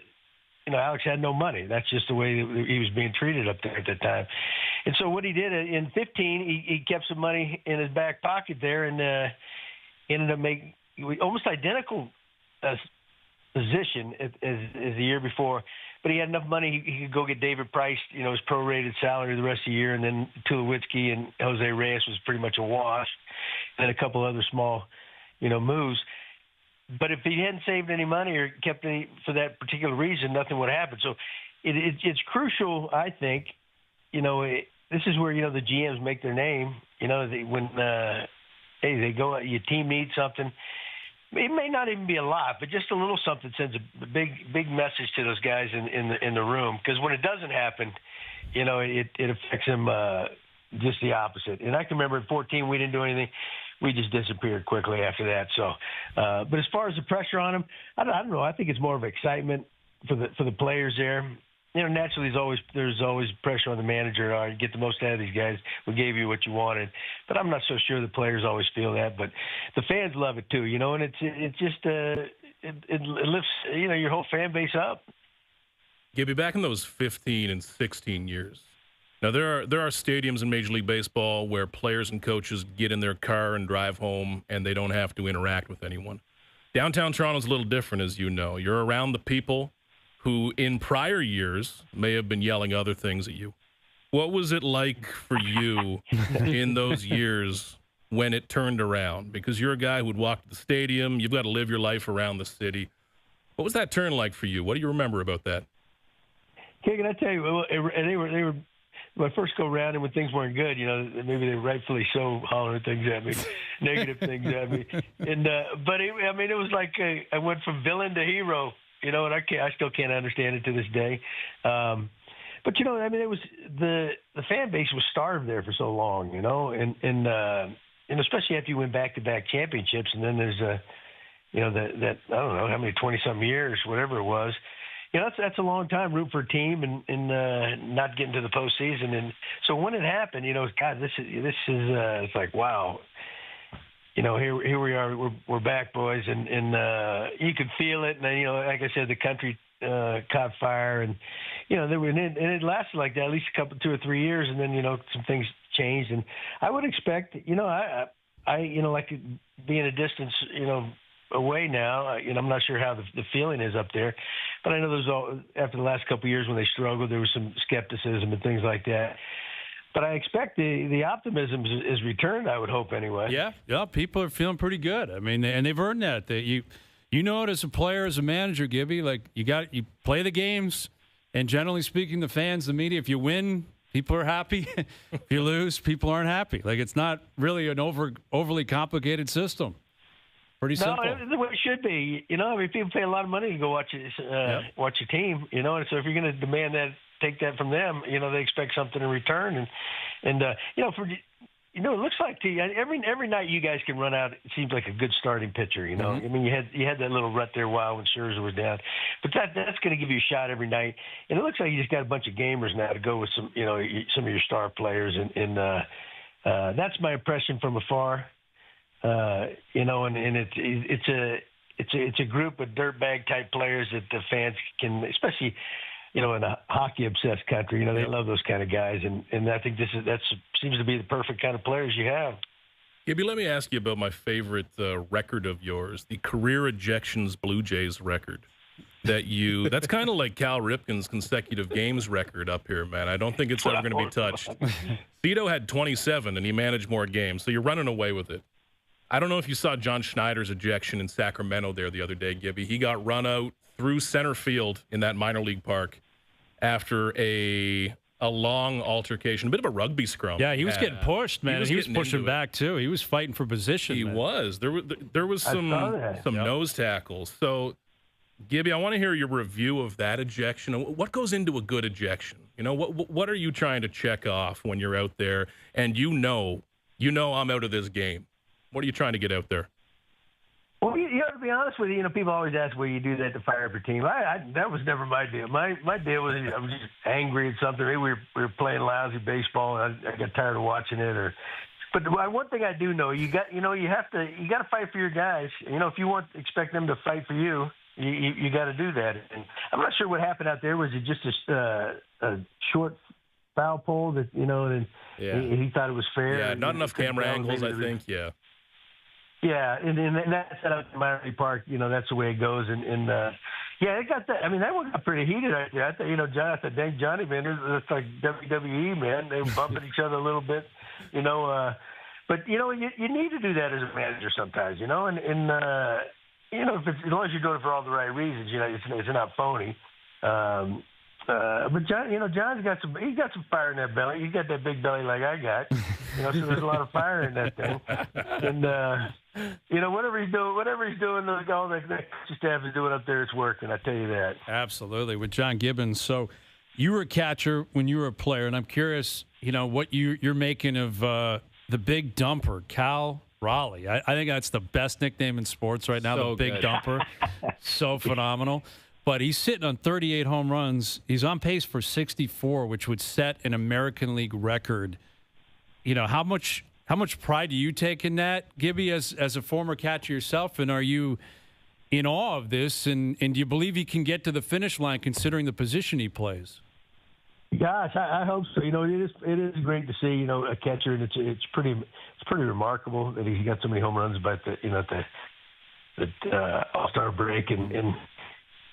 Nowadays you watch, I'm amazed at how hard all these guys throw nowadays, right? And the offense, in a lot of ways, is down in a lot of areas. Guys don't hit for much for average. They strike out a lot all the time. And you're constantly the style of managing. You change pitchers every inning. It seems like.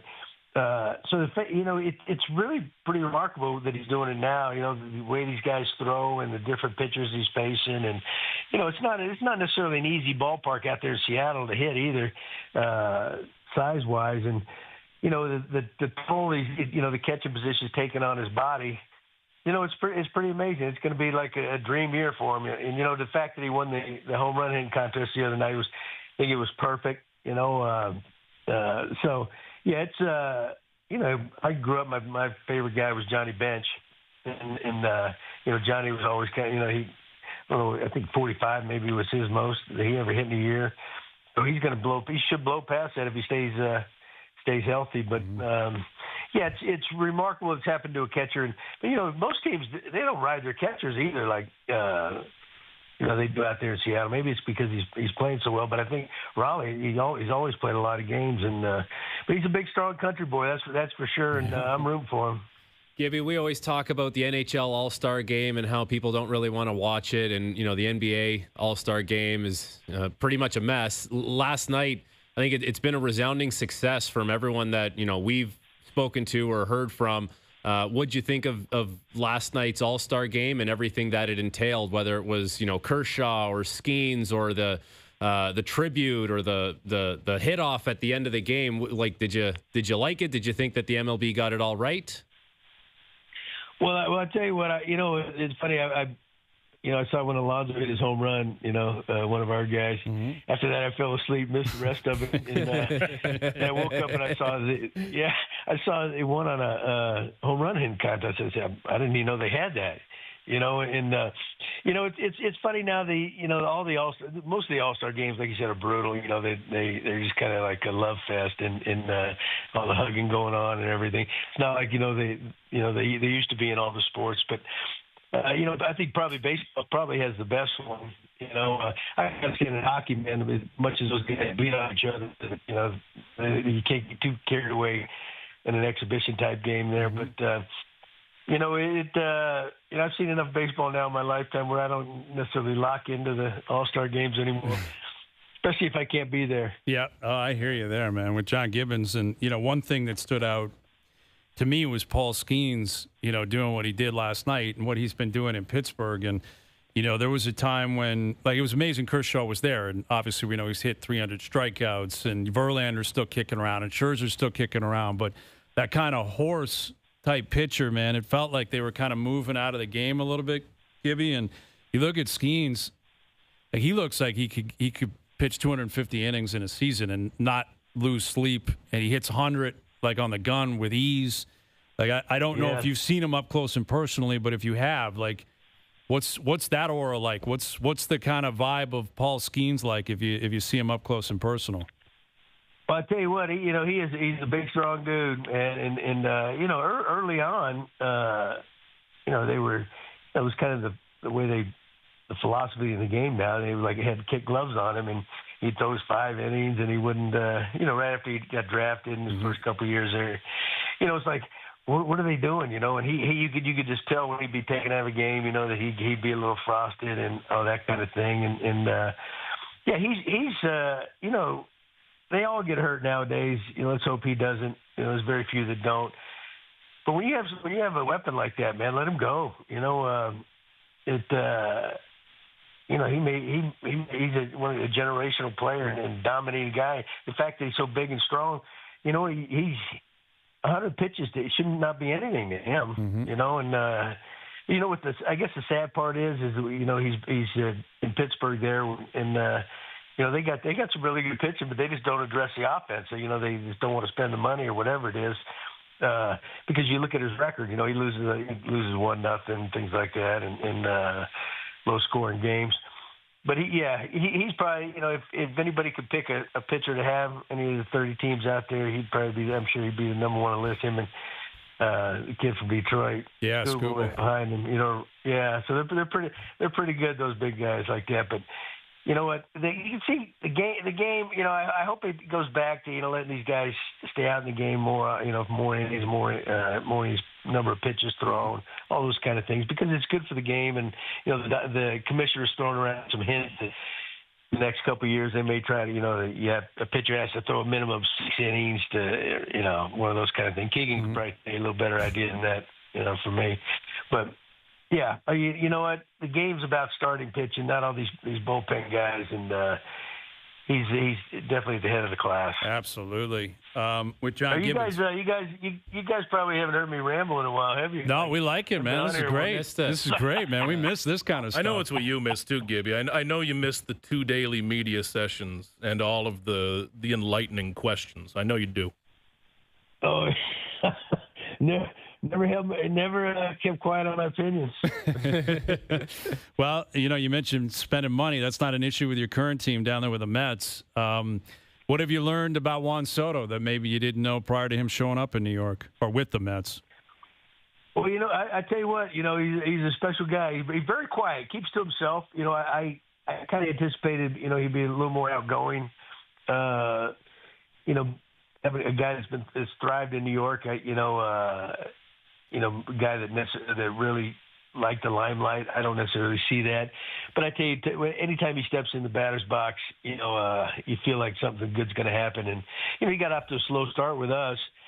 And then, there was some newspaper articles that were thrown around that, he wanted to stay with the Yankees, but somebody in his family forced him the other way, that kind of stuff, But it was just the fact that, the season he was with a new team in New York City, and he finally got on a roll. And, I've had a chance to manage and coach some really good ones in, my days. And he gives you that feeling just like, a lot of the Batistas and Donaldsons. And anytime they step in the box, something good can happen. And but he's a special guy. But I guess what I didn't know about him, I didn't think he was that quiet and as reserved. But, he works hard. He works hard. And he's probably got the perfect temperament from New York, to be honest with you. Yeah. Well, that's it, man. I mean, they're going to be there. He's there for a long time. He's going to be there for a long time, man. That's for sure. All right, Gibby, we'll let you get to that private jet back up to New York. We appreciate you doing this. Well, they were going to send a jet down here, but we just talking about Soto. He took all the money. There's no money left over. Yeah, he's going to let you use his. Our owner's not afraid to spend it. That's for darn sure. That is. You got to love that, man. That's where you got to. They should all be that way. Or they shouldn't have a team. That's right. We'll preach to that, man. We totally agree. You're preaching to the choir. Enjoy the rest of the season, Gibby. Thank you for doing this. All right, boys. It's always a pleasure. Miss you guys. You too. There he is. Gibby. John Gibbons joining us here on the Maple Toyota Hotline. Drive the built-in Canada fuel-efficient, fun-to-drive Toyota RAV4 gas or hybrid models available. Visit mapletoyota.com. Yeah, the Soto story, it's interesting because Judge is doing what he's doing. So, it's all Judge in the American League and in New York and on the East Coast. He's tracking down a Triple Crown. I think he probably catches Raleigh in terms of home runs. I think Seems like he passes them at some point, and he's kind of leading in every other category. So Triple Crown seems very reasonable. He's going to win the MVP. It'll be unanimous. I would think, although Raleigh, I guess I should say catcher. Exactly. And Seattle needs him. Yes. Right? Like now both the Yankees and the Mariners are in wildcard spots right now. If Raleigh keeps this up and they make the playoffs, then he may win. I guess I'm immediately contradicting myself. I'm not sure Judge will be a unanimous MVP winner. He may not win it. There's still time. There's still plenty of runway. Absolutely. Yeah. And the fact that he's doing this as a catcher, I think, is obviously speaks quite a bit of volume. Right.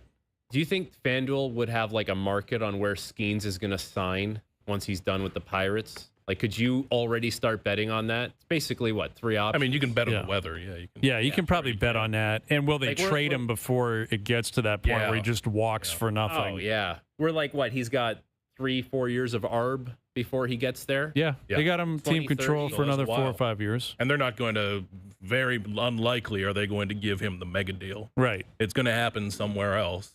And it's a matter of, do they want to cash out now or later? Or are they going to build a team around Paul Skeens? Probably not. Yeah. So probably not.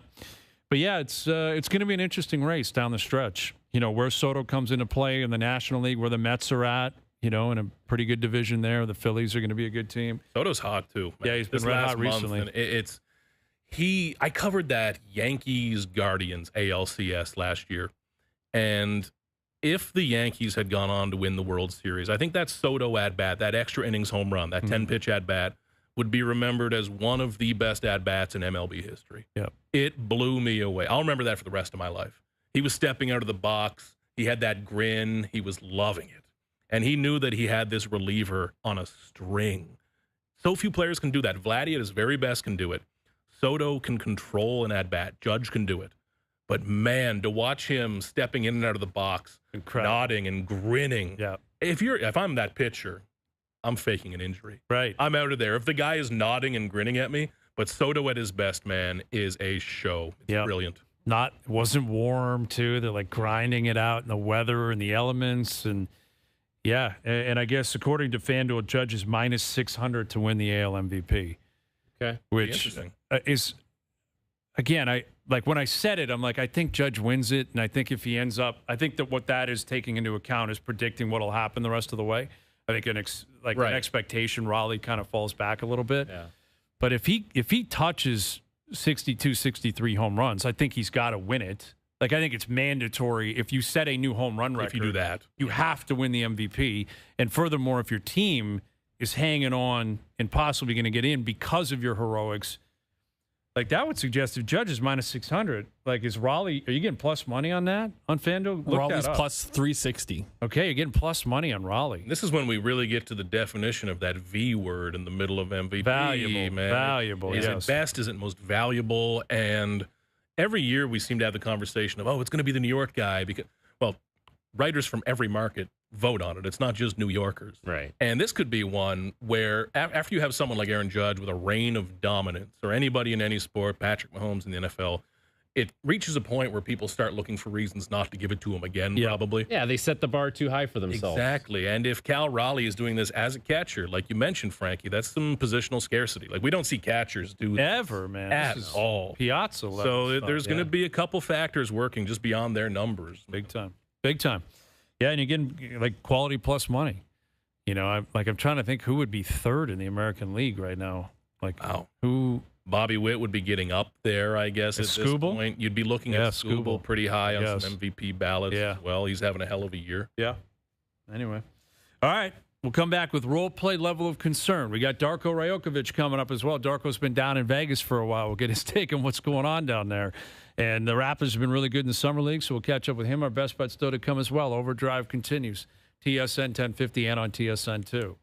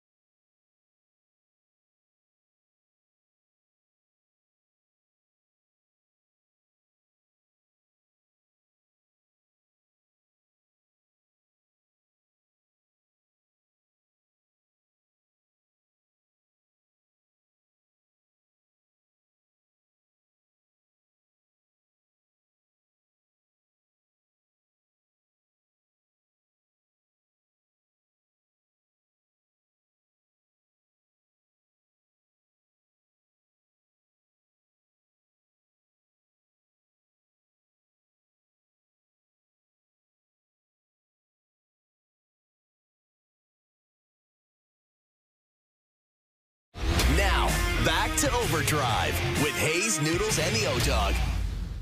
You can never ask me to stop drinking. Do you understand? I do. I really do. All right, role play level of concern. We got Keegan in here, Keegan Matheson. We're really putting him through the ringer here, right? Getting hockey takes, Mitch Marner scheduling takes. It's not only Marner, too. Like, we know Marner's coming back, and that's going to be big, but Brad Marchand will return to Boston. Yep. Jonathan Taves making his return to Chicago. It's going to be significant. Yeah. Matthias Michelli back to Utah. That's huge. Who gets a bigger return video, Michelli or Marner? I learned how to say Matthias Michelli to come in today, fellas. Yeah. I was proud of myself. Oh, you got to know. You have to know Michelli. I couldn't slip up. I'll tell you, guys, why I couldn't slip up. Because I've been watching the YouTube videos, and I've been seeing the comments roll. Yes. And I cannot turn into one of those comments. Dude, I'm determined. Like, we're up on YouTube Live, on TSN's YouTube channel. Yeah. Every hour of every show's up there. And you get caught into the rabbit hole where there's some guy that's got a serious issue with you or one of the things you're saying. Yeah. It's a problem, man. They follow you. And the comments just keep coming. Like, I got hit a few weeks ago, like 4 p.m. hour, Hayes is an idiot. That's a stupid take. 5 p.m. hour, brutal take. And I'm like, man, this guy's just going to continue to follow me. That's on the YouTube? Yeah, in the comments section. Yeah, I'm looking at it right now, man. You can get hit. You got to be shrapnel out there, man. Shrapnel. Yeah. Even the DMs are nasty. I got a nasty DM yesterday from a woman that it was scorching. Like, it was scorching. Really? Oh yeah, it was scorching. I was like, what was the genre of this? It started with "You're such an idiot." Yeah. And then it launched into why I was an idiot. And then I realized that there had been other DMs in the past, and I'm like, I think she watches every single day. This guy's such an idiot. Yeah, it was basically I was Fest Check and she was Phil. Yeah. But that's fine. It happens. It happens to the best of us. What are you going to do? At least on Twitter or X, you can hit the mute button. Yeah, you don't have to go to the YouTube chat, although it's nice to interact with fans. Very nice. This is the thing, like, very nice to interact. To make it an interactive show. Yes. Where we do value what people are bringing to the table, but then there's just a lot of, like, I hate when you're on, or this guy's an idiot. Although I'm a power muter, like I've curated Twitter to just be people who are saying nice things. Yeah, see, there you go. You can control it. I don't want to see bad things about myself. Well, and to be fair, there's way more positive. Yeah. Like, I don't want to sound as if like I'm a victim here of like there's so many people that are like, great show, this was fun, that was great. There's a lot of that. You agree or disagree? I'm looking go ahead. at it right now. Except this guy Ricardo, Frankie sucks. Oh, right see, there. that's uncalled for, Ricardo Corrado. It probably is a family member. I hope it's not. I hope it's not. That's going to be so funny when people like tune in and realize that Michelli's not from Woodbridge, right? Like when people realize Michelli's not even Italian, like that's because he's Finnish. Finnish, right? But he's Italian heritage. There's a guy. No, I know. There's a guy we know, Italian guy here at TSN. Yeah. His dad called him on free agency day or whenever that was done, and he goes, see, they're getting it right. They're yes. bringing in more Italians. That's the best part. So many of the Italian Leaf fans are like, I always wanted Michelli. He's the best. Actually, he's Finnish. He stinks. I don't like him anymore. I don't know if we need him. Like to this day, I still get from like Italians in Woodbridge, the Pat Quinn days, they only wanted Irish guys. Yeah. Now they bring in Italians. They're a better team. Get Michelli in there. We need more Michellis. Bring back Gio. We need Gio and Corrado and all the boys and Spezza and all the guys. Yeah. So Michelli's bringing the heat. All right, role play level of concern. We're all going to be, I'm only going to do one of these. I may even skip myself here because you guys are going to do, I know, a phenomenal job here.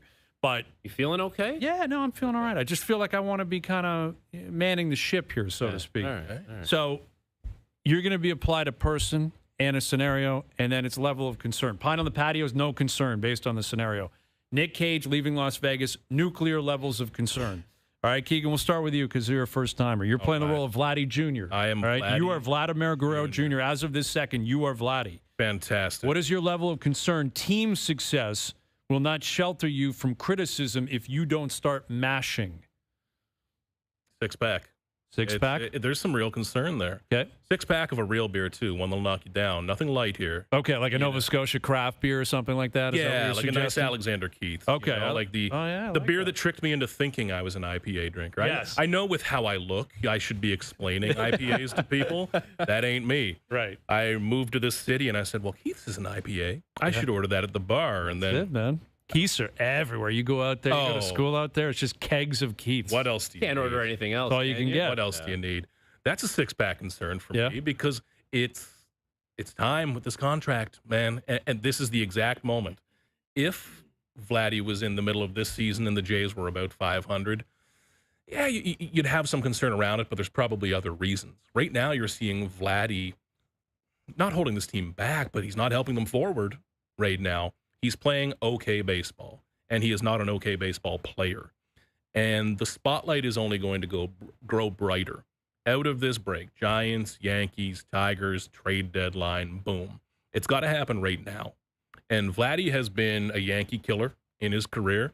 He loves hitting at Yankee Stadium. He's going to get them at home. But as the eyes of Major League Baseball turn to Toronto, which they are about to, this is a playoff race. It's a big team, big market. The rest of the league is about to start watching the Blue Jays. And if Vladdy is going 1 for 4 with a really hard hit single to right field, Not doing anything. Not going to cut it. It's not changing the game. What you see right now is a very good baseball team. I think the Blue Jays are a very good team that's being coached well, they're playing well, and they're going to get better at the deadline. Vladdy can take over games. And in the postseason, you're going to need that because every game is going to be 2-1, 4-3. This is going to be tight. And Vladdy's the one guy who can make them a World Series contender because every other team, the Yankees, are going to have Judge. The Dodgers have 10 of those guys. All of these teams have a superstar that you need to plan around. The Jays don't really have that right now in their lineup. Yeah, George Springer's playing well. Kirk is playing well. You're not planning an entire day around them. When Vladdy's at his best, 1,100 OPS, and he's mashing, that's who he is. And right now, I see a lot of hard singles to right field, which are not special. Yep. Vladdy should be a special player. The ball should be in the fourth deck. It's got to come. Yep. To your point there, like you talked about that Soto at bat that you said is one of the best ever. That's why you pay $700-something million. $500 million maybe doesn't get you that at bat, but it should get you something pretty special. Can you imagine he didn't come to terms on that deal? What the vibe would be like around him with 12 home runs and a sub 800 OPS? Right. 12 and he didn't sign. Does not make sense. Well, it's yeah, exactly. It really is. He's on pace for 20. It's a staggering stat. And if he ends up with that and he hit free agency, he wouldn't be getting $500 million. Goodness no. From Toronto, he would just get it from Toronto because there would be a fear that we can't get anyone like Vladdy. Right, but they wouldn't give him 500. Shapiro would not stomach that. There's no chance. All right, Frankie, you're playing the role of Easton Cowan. Easton Cowan, what is your level of concern? The expectations will be tough to meet for your first pro season. Rick Bushwood. Yeah. 6 Busch Light, 6 Bud Light, and I love them, tall boys. No IPA in that. No. Rick Bushwood does not do IPA. No. He doesn't do acronyms. You know he hates an acronym. He hates it. Rick Bushwood can't even spell IPA. There's no chance. Do the math. Thank you, Rick. Attaboy, Rick. Here's the thing. I feel like there's a segment of Leafs fandom that will expect Easton Cowan to jump in and replace Mitch Marner to a certain degree. And there's probably people that say, well, this is just a young kid. He's going to have to take his time. Maybe he does start in the minors. It's not a big deal. So I'm somewhere in the middle on this. I think Easton Cowan is more prepared now than he ever has been to make the jump to the NHL level. That doesn't mean he jumps in and starts playing with Austin Matthews and he's, 0.75 points per game to start his career. He might have to play a middle six role, like maybe playing on the third line and playing 14, 15 minutes a night is going to be more conducive to him having success, and that's okay.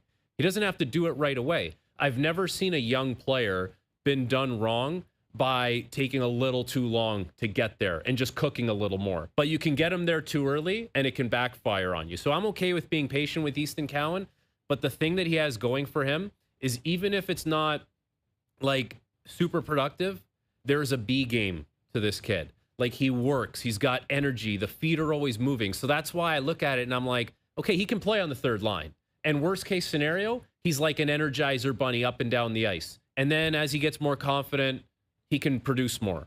I think it's a good environment for him to make the jump to the NHL and not have to feel like you're Mitch Marner's replacement in the top 6 and you're doing it at 1/12 the cost. Yeah, I totally agree, because when Matthews and Marner also, when they arrived, it was coming off years of ineptitude, years of losing, and everything was attached to them. Like, the only way we're getting out of this darkness is if you perform. He's not that guy. Like, Matthews is here, Nylander's here, Tavares is here. They're a veteran team. They're one of the oldest teams in the league. He's also not a top 5 pick. Yeah, exactly. Matthews first overall, Marner 4th, Willie 7th, Tavares 1st. Ease your way in. Late in the first round. Now, he's had a similar junior career to Marner. Like, he won CHL Player of the Year. He just won Memorial Cup MVP, wins the Mem Cup. Yep. You know, like, he's been the man on London, which is coincidentally enough where Marner happened to play. But the hype for Marner was at a different level, and Marner met it immediately. Marner made the team. He still had a year of junior hockey eligibility. Like, he made it as a 19-year-old. Right. He could have been back in London. Like, right. Marner was the case of there's nothing for him to do in junior and hockey. He's ready, and he's so good, and he was. He needed last year. Yes, big time. All right, let's skip mine, Frankie. We don't, or Joe from the Bridge. I was going to do a Marner thing. We've done enough on that. I'll get to mine a little bit later on. Keegan, you're playing the role of the big dumper himself. Oh, baby. Cal Raleigh, the big dumper himself. Thank you for casting me as two very similar builds. Well, Vladdy and Cal. Like, Vladdy and Cal Raleigh. You're being typecasted here a little bit. It's good. No, it's great. All right, you're playing the role of Cal Raleigh. What is your level of concern? The wheels are going to fall off down the stretch. Oh, just an Aperol spritz. Nothing big. No, really? No, man. Okay. That could be the first spritz on the show. I don't think anyone's ever mentioned there that we word go. before, Something spritz. real light.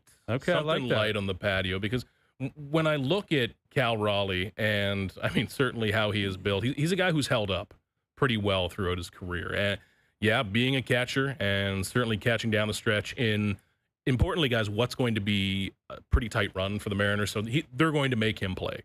He's going to have to play. But when I look back through his last couple of seasons, games played, and this is not games caught, but the games that he played in, 145 and 153. That's a ton. Most catchers get more time off. Going back to last year, he started 125 games behind the plate, appeared in 135. So that's a ton. That's a lot of That's how games. they used to do it. It's not how they do it now. Yeah. So that's why I think that Cal Raleigh can hold up in this. Now, the power numbers, I think just based on luck and chance, maybe they come down to earth a little bit. But I don't think he's going to run out of gas, man. He is a big diesel truck. He's built for this. Yeah, he's a big dumper for a reason. That big dumper on those knees, like that's tough. That's what's crazy, right? Crouched over like that, like and the heat. Like, I know baseball, you're primed for that. And Seattle's not like crazy humid, but like, you got the gear on, you're kneeling down, dozens and dozens of times throughout the game. You're like, the big thing is the game has changed again, where there's no contact at the plate anymore, so you don't have to worry about that. But that was a completely different element that you had to add back in the day. They used to just get dummied at. You home knew it was plate. coming. You You're were like getting run over all day, steamrolled. man. Like, you knew it was coming. Like, if there was a ball coming in, if there was a cutoff or something, and some guy's flying around third base, he's not looking at the plate. He is going to destroy you. It's amazing. And you don't have to experience that anymore if you're a catcher. Bring it back, I say, from this. Yeah, year. bring it back. Not on the field, but bring it back. Man, there's Cal Raleigh's some gonna wild have a big scenes one. back then. It's amazing that we reached a point where we just accepted that big dumper was something we were going to fly with. Totally. As a sports culture. There was a real jumping off point where, like, early on, and I still remember it, where people were like, do we put this in stories? Like, are we going to make this? Yeah, big dumper. He's big dumper. Sports is a better place with big dumper in it. It is. Absolutely. Leaves nothing to the imagination. Yeah, and he's performing to that level. Like, a nickname of that status. Yeah. Those are big shoes. Listen, to fill, if you're a big anything, if you're a big sexy, you're a big dumper, you're a high expectations. Yeah, you can't suck. High expectations. Yeah. All right, Frankie, we'll come back and we'll get to one more role play with you on Scotty Scheffler, golf fans, his future. We'll get to that. Darko Rajokovic coming up in about 20 minutes from Vegas. Overdrive continues. TSN 1050 and on TSN 2.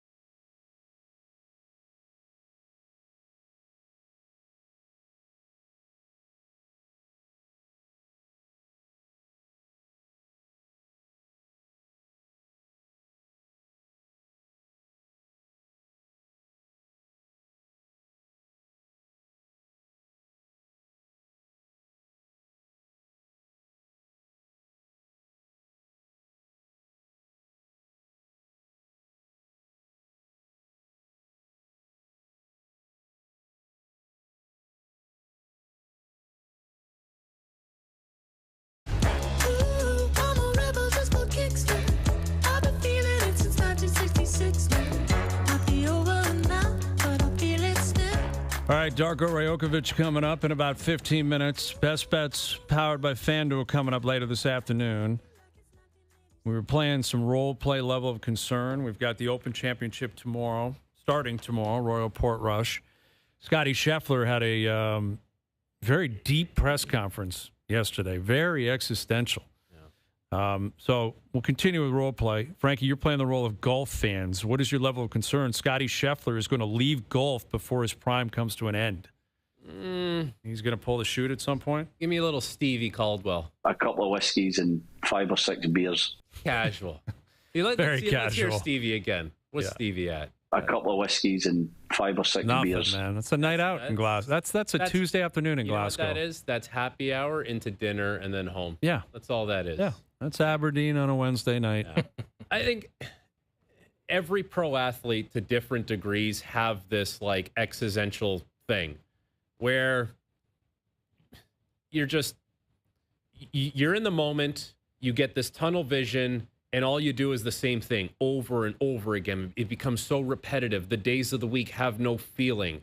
And for Scotty Scheffler, all he's done is just win and put up like all this money in his pocket. And now it's gotten to the point where it's like, is there something deeper out there for them? Is there something that there's more meaning for him? But that's not necessarily going to lead him to the point where it's like, I'm not going to golf anymore. He's probably still going to golf. He's still going to be very good. He's very competitive. And if he doesn't golf, then he's going to have to find that deeper meaning of something in his life. And that just might be his family. It might just be spending more time with it. Maybe he doesn't have to go play the 3M in Minnesota. Mm-hmm. Maybe he can be more selective with what he plays. So I think he can make like different changes in his life around golf. Doesn't mean that he's going to retire, before his prime is done. Yeah, I think that's reasonable. And I do think that's, clearly a plan for the PGA Tour players. Like, I think they're jealous of LIV players. They play 14 times on their tour and then 4 majors, 18 weeks a year they're playing. Now, they're working other weeks because you have to keep up with things and you got to be practicing and all that.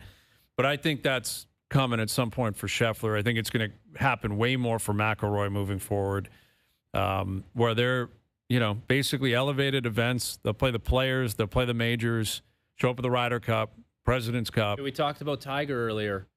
What happened with Tiger?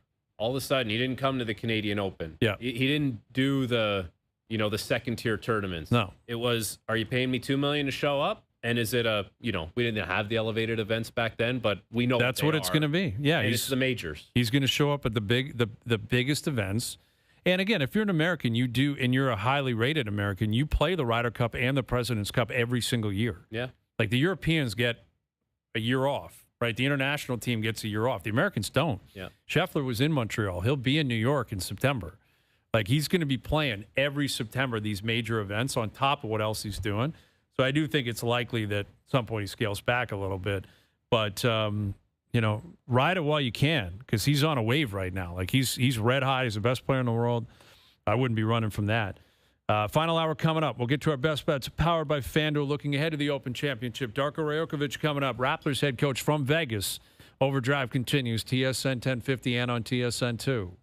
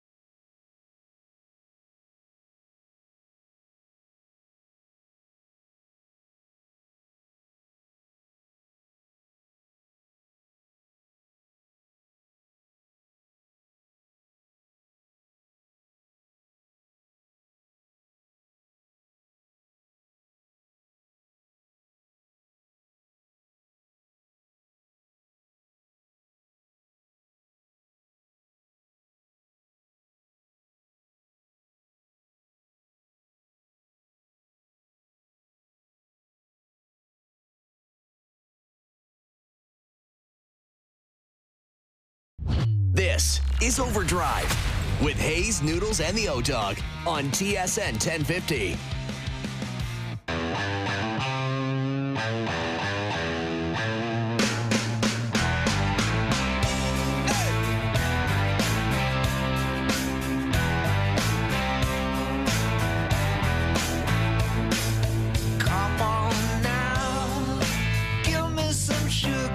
Final hour OverDrive continues, powered by FanDuel, bringing you everything from the opening line to the final score.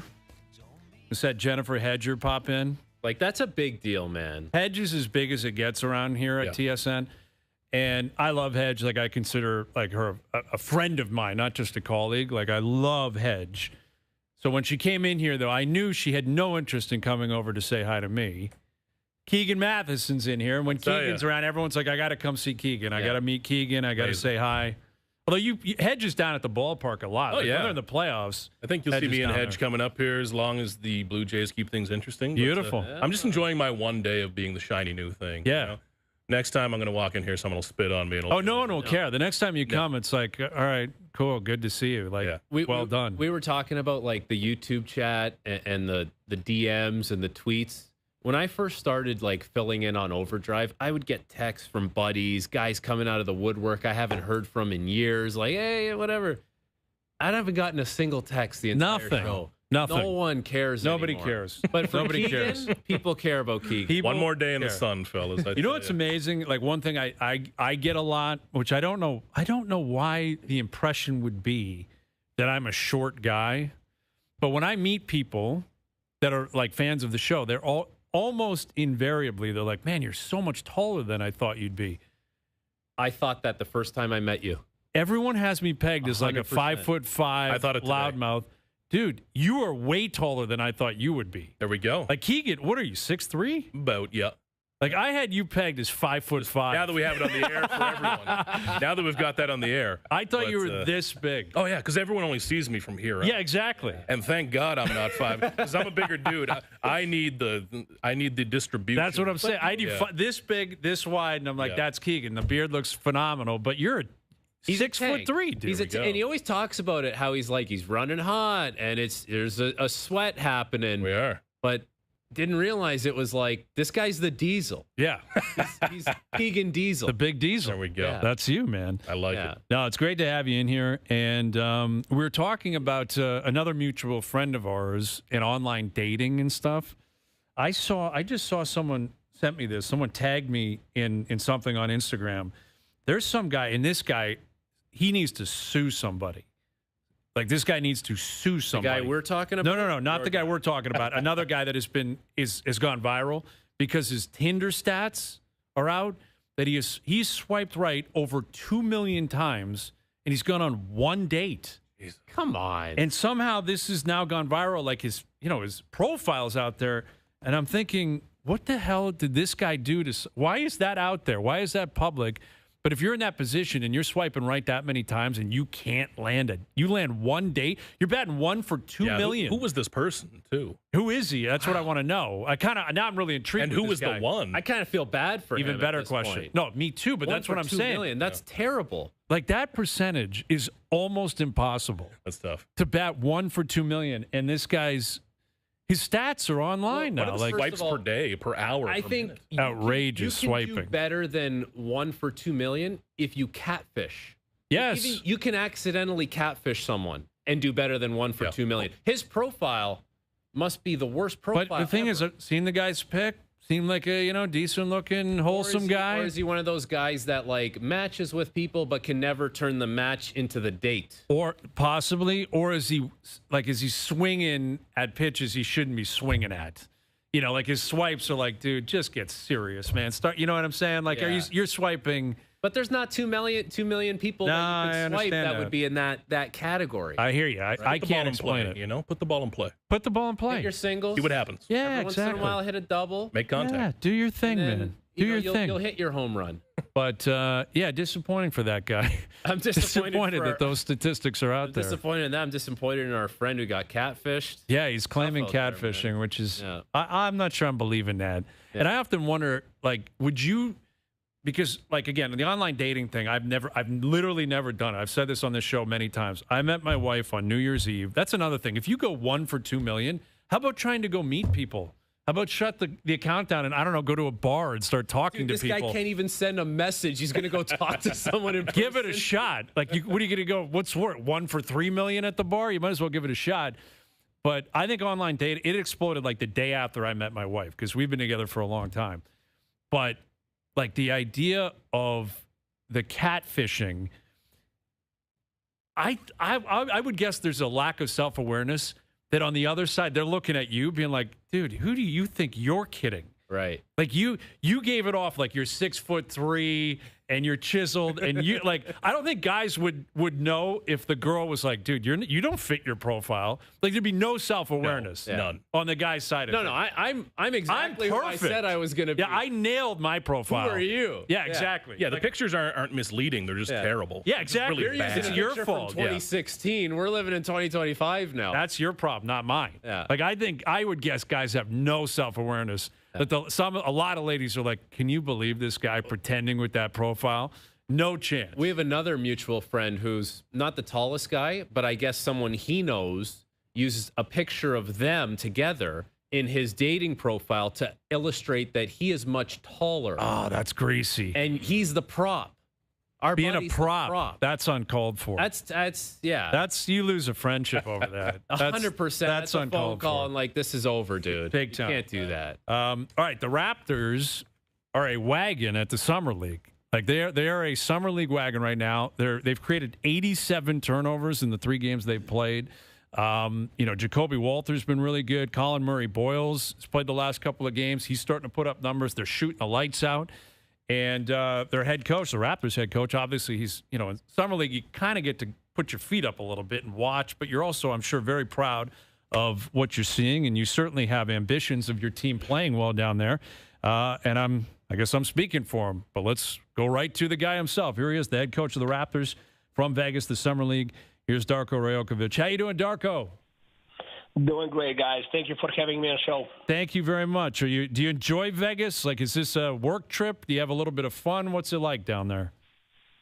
Well, this would be, I don't even have any more evidence how many times I came to the Summer League in Las Vegas, probably like 19, 20 or something like that. Right. But it's always really, really fun. I think Summer League is an amazing opportunity to see young players, to see rookies, to see newcomers to the league, to get to know your team even better and see some other talent. So I can never get enough of Las Vegas for that basketball part. Absolutely. Absolutely. But when it comes to casinos, you will not find me there. Oh, come on. Okay. Not even a little drive-by? Not a slot? You wouldn't hit the slots? Anything? Nothing? So 20 years, counted every time for like 2 weeks, more or less here. I never betted $1. Oh, so, wow. Man, that's discipline. Good discipline, yeah. That's exceptional discipline. I'd be the complete opposite of that. Just stating the facts here.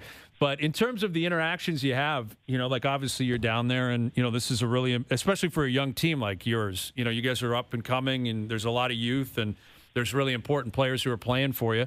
How often do you get a chance to sit down with a Colin Murray-Boyles or a Jacoby Walter and kind of just chat about the way they're playing and the way that they're feeling about things? Well, I'm around the team all the time. I mean, obviously, in every practice, games. I think it's a great checkpoint for us in the middle of summer to have those side conversations as well. I had a breakfast meeting with Colin Murray-Boyles this morning just to, catch up on things to see how's everything going for him. Obviously, it's a big transition coming from college to professional level and just giving him some of the tips, what the rest of the summer needs to look like for him and how he can continue growing. Well, what have you seen out of him that leads you to believe that Colin Murray-Boyles can have an impact in his rookie season and actually, supply you legitimate minutes as a Raptor in his rookie year? Well, our front office did a really good job of, selecting players like Colin Murray-Boyles and Elijah Martin this year, and also getting a Chucky Hepburn on a two-way deal. I think all of those three players, that they have the same characteristics, and they're really, really high-level competitors. And our identity and how we want to play and how we want to dictate things in games starts really with mindset and starts with that character. So I think Colin is obviously did not play since the end of the college season and finding some rhythm in those games, but game to game he's finding ways to affect the game. Is that with his rebounding? Is that with his playmaking ability, passing ability, finishing?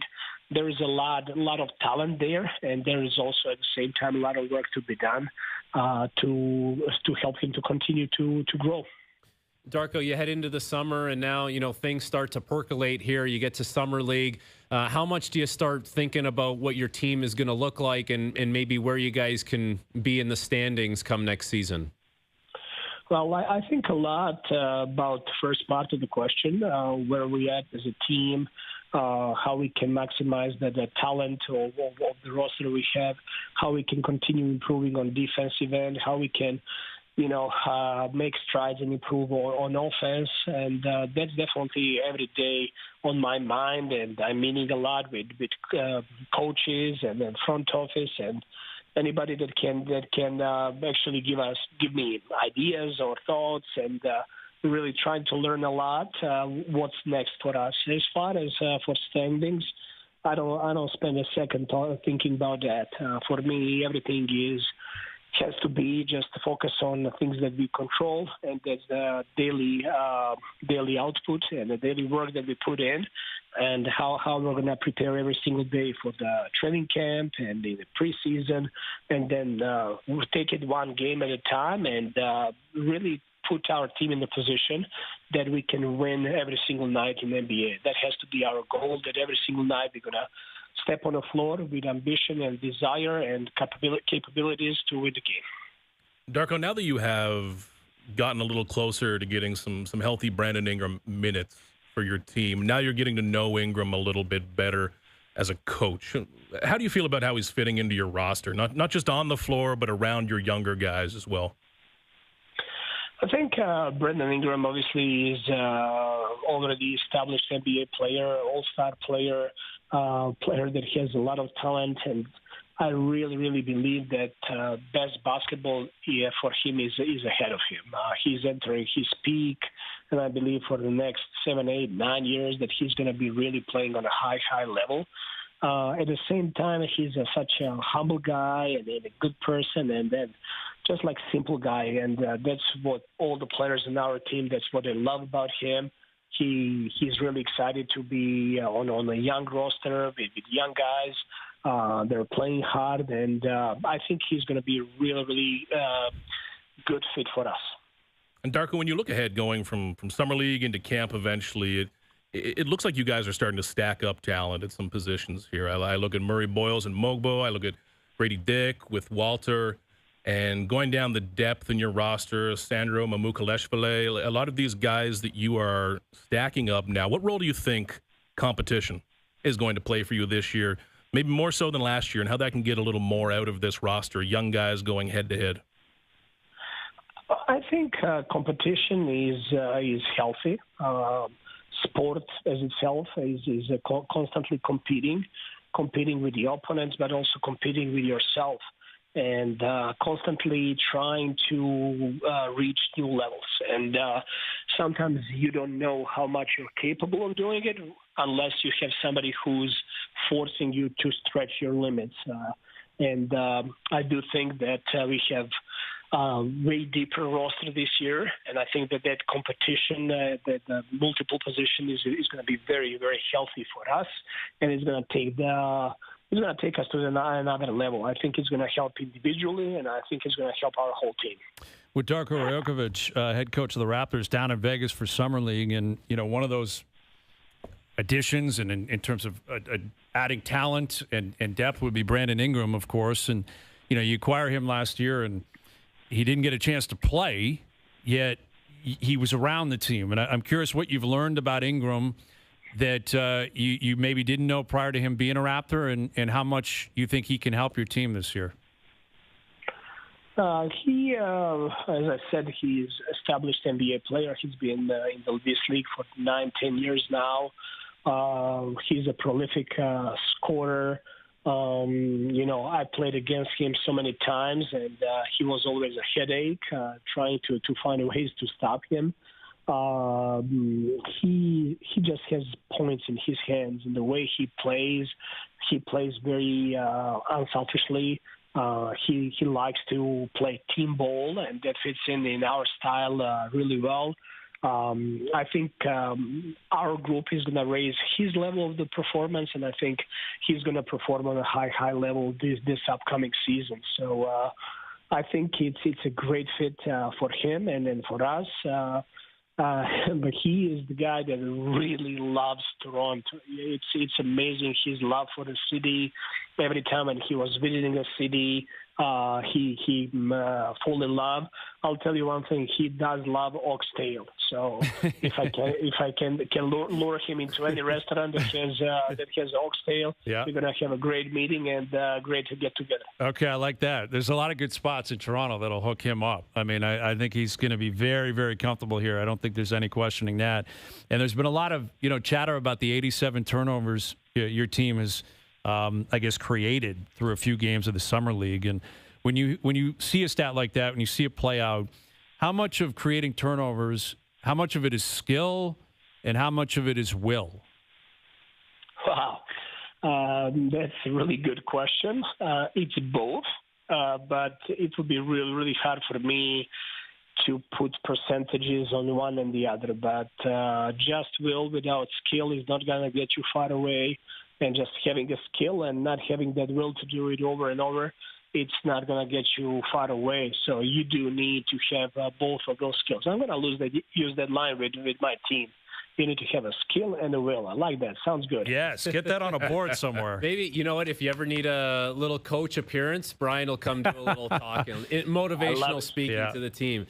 Speaking of motivational speaking, like, we all saw the news with Masai, and this is the first time we've had you on since the parting of ways between him and the team. What can you say about your experience in dealing with Masai and what you learned from that? Well, I'm always going to be grateful for the opportunity that Masai gave me to be head coach of Toronto Raptors.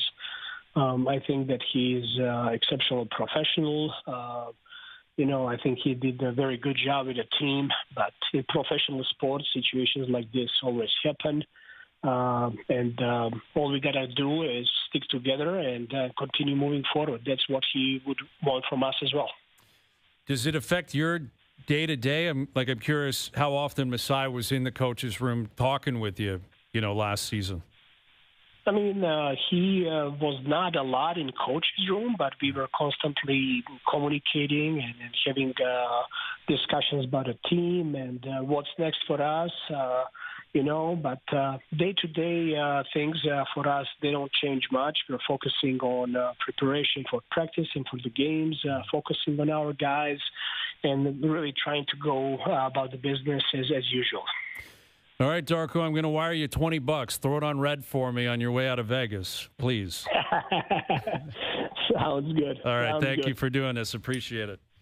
Thank you so much, guys. There's Darko Rajokovic. Incredible restraint and discipline. Crazy. That's amazing. Stuff. 20 years in Vegas, not one penny on the felt. And listen, and I'm not a big number guy, but I like the action. I'm just as happy down at the Golden Nugget on a $5 table. I don't need to be doing anything big. Me too, man. I just need that little kick. And to do that year after year, wow. That's impressive. He's a better man than I. You land in Vegas, your skin starts to itch. You're like, I got to do something. Yeah. Even if you're not a huge gambler, like you said, you're just like, I got to see what's going on. Yeah. There's action, man. It's itchy. It is. The felt is calling your name. What is a wild scene? Like Vegas... it really doesn't sleep. And the amazing thing was, the last time I was there, we were working, so we weren't doing much. We were preparing we brought the show down there. Yeah. So I was up early, And I probably went down there, grabbed a coffee at 8 a.m., and there's people in, and I'm like, I'm going to go hit the roulette table or something for like an hour. When else are you going to be able to do it? Yeah, exactly. And that's the mindset I get into in Vegas. We often have the MLB winter meetings or stuff like that there. Yep. And I'll be walking down from my room on the way to the conference center. And I think to myself, when else am I going to have an opportunity to smoke this cigar at 7 a.m.? Right. I'd better do it right now. Now's your time. Too. Yeah. That's the most shocking thing. Exactly. The most shocking thing is smoking in the casinos. Yeah. Like that, you don't prepare for that. We're so removed from that. Yeah. And when you get there and you walk in and you're hit immediately, that takes some time to readjust. But you're to the world of smoke. There's something about this where it's like, this is so Vegas. I did a Habs game this year. I think it was a noon game or a 1 p.m. game, and I was taking the red eye home that night. So naturally, you go back to your room. You can only keep it even if you get late checkout till like 5. Mm-hmm. Like, I got to kill 4 hours. I go to the Encore. I'm like, I got to play blackjack for 4 hours. Yeah. You know, like, I'm up a couple $100, but I still have 3.5 hours to kill. So what the hell am I going to do? I'm going to lose this money because the longer I sit here, at some point I'm losing. And guess what? It's all gone. Yeah, exactly. It's all like gone. you break even and you kill time. It's a perfect marriage. Like, I paid whatever I paid just to lose money and kill some time. Oh, breaking even's a massive win. Huge. In Vegas. Cost of entertainment, and you just need to get out at the right time. You either need to get out at the right time or you need to have that sobering moment at the right time. There's, the guy crying in the bathroom or something. There's always that one guy you've seen who's had a worse loss than you, and he's afraid to call home. Dude, that's when I kind of that guy's off. In the sports book, and he has been losing. He's on baseball. He's been losing every single game. He started with $5,000, $10,000, $15,000, and it's his $20,000 game, and he's chasing it. Yeah, and he's sweating over like the Pirates and the Padres in the afternoon. But you know what is a good trick, a psychological trick, is to go into the sports book and play a future bet. So that you're leaving thinking I could still win money in the future. I like that. Like that is a sneaky little play where, whatever you're down is a few $100. Go find something where the odds are going to add up to more than that, and put whatever it is. I'm going to bet Scotty Scheffler to win the Masters next year at 10-1. Done. Put $100 on that, and leave with the ticket. Now, you got to wait a while to see if it cashes, but if it does, you're like, I got Vegas. It took me a while, but I got you. It's called investing. Yeah, exactly. Sorry if you don't like it. It's called investing. That's right. That's playing. Excuse me, I'm an adult. I'm investing. If you play the long game in Vegas, you're screwed. Table's going to get you. Yeah. That's how they keep the lights on. You play the long game at home. Beautiful. You got it. They can't get you. You got that ticket alive, the golden ticket, man, the MGM or whatever. They're like, man, that bastard. I know he's got that ticket. Yeah. It's a beautiful thing. All right, best bet still to come. Big anniversary in terms of anthems. Big anthem anniversary today. We'll play it. We'll break it down. We'll get to that next.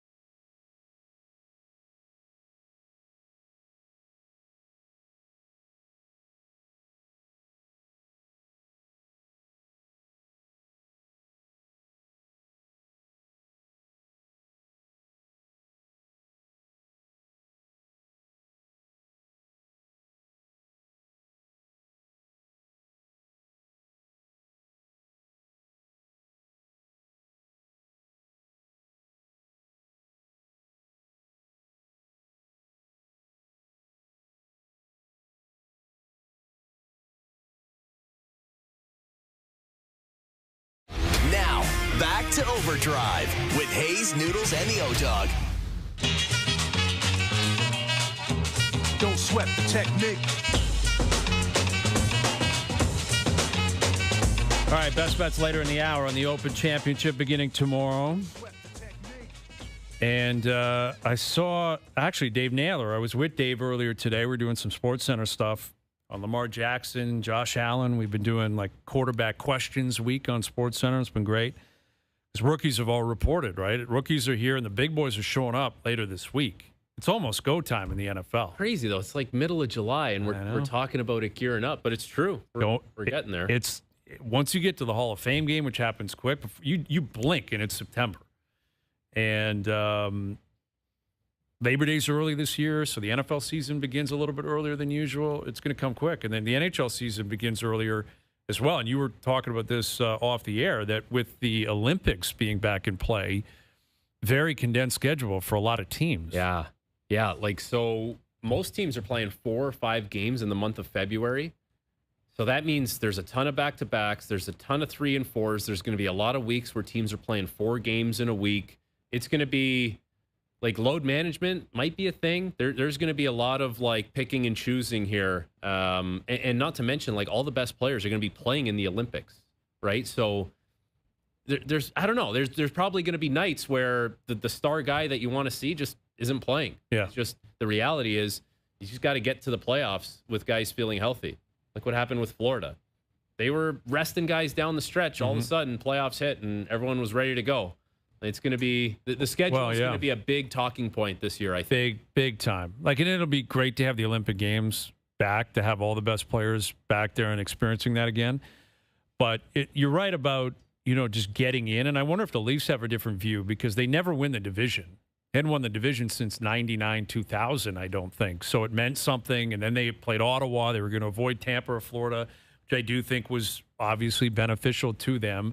But I wonder, now that they've checked that box, like, does winning the division matter as much? Like we were talking about the Jays earlier. It'd be massive for them to win the division. Yeah. Be a top 2 seed, avoid the wild card. That's huge. They never do that. They won the AL East in 15. And since then, prior to that, it was 93. Like, it's 93, 92, 93, 15, done. Jeez, Leafs won the division.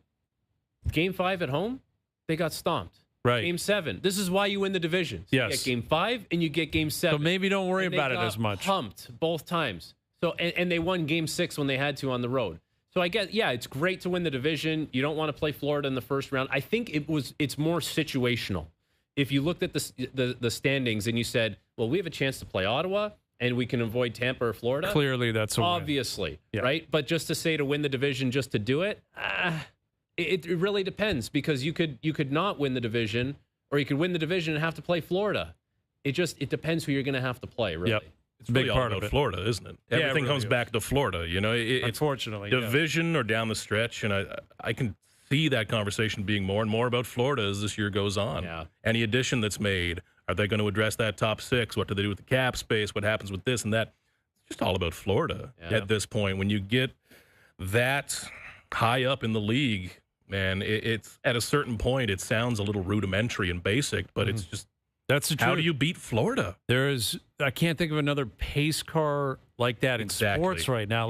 Like the Dodgers maybe represent that. Maybe the Dodgers in baseball. Chiefs like that? I was going to say Kansas City. The Chiefs, but that's not even so much a stylistic. It wasn't exactly shutting down one dominant thing they did.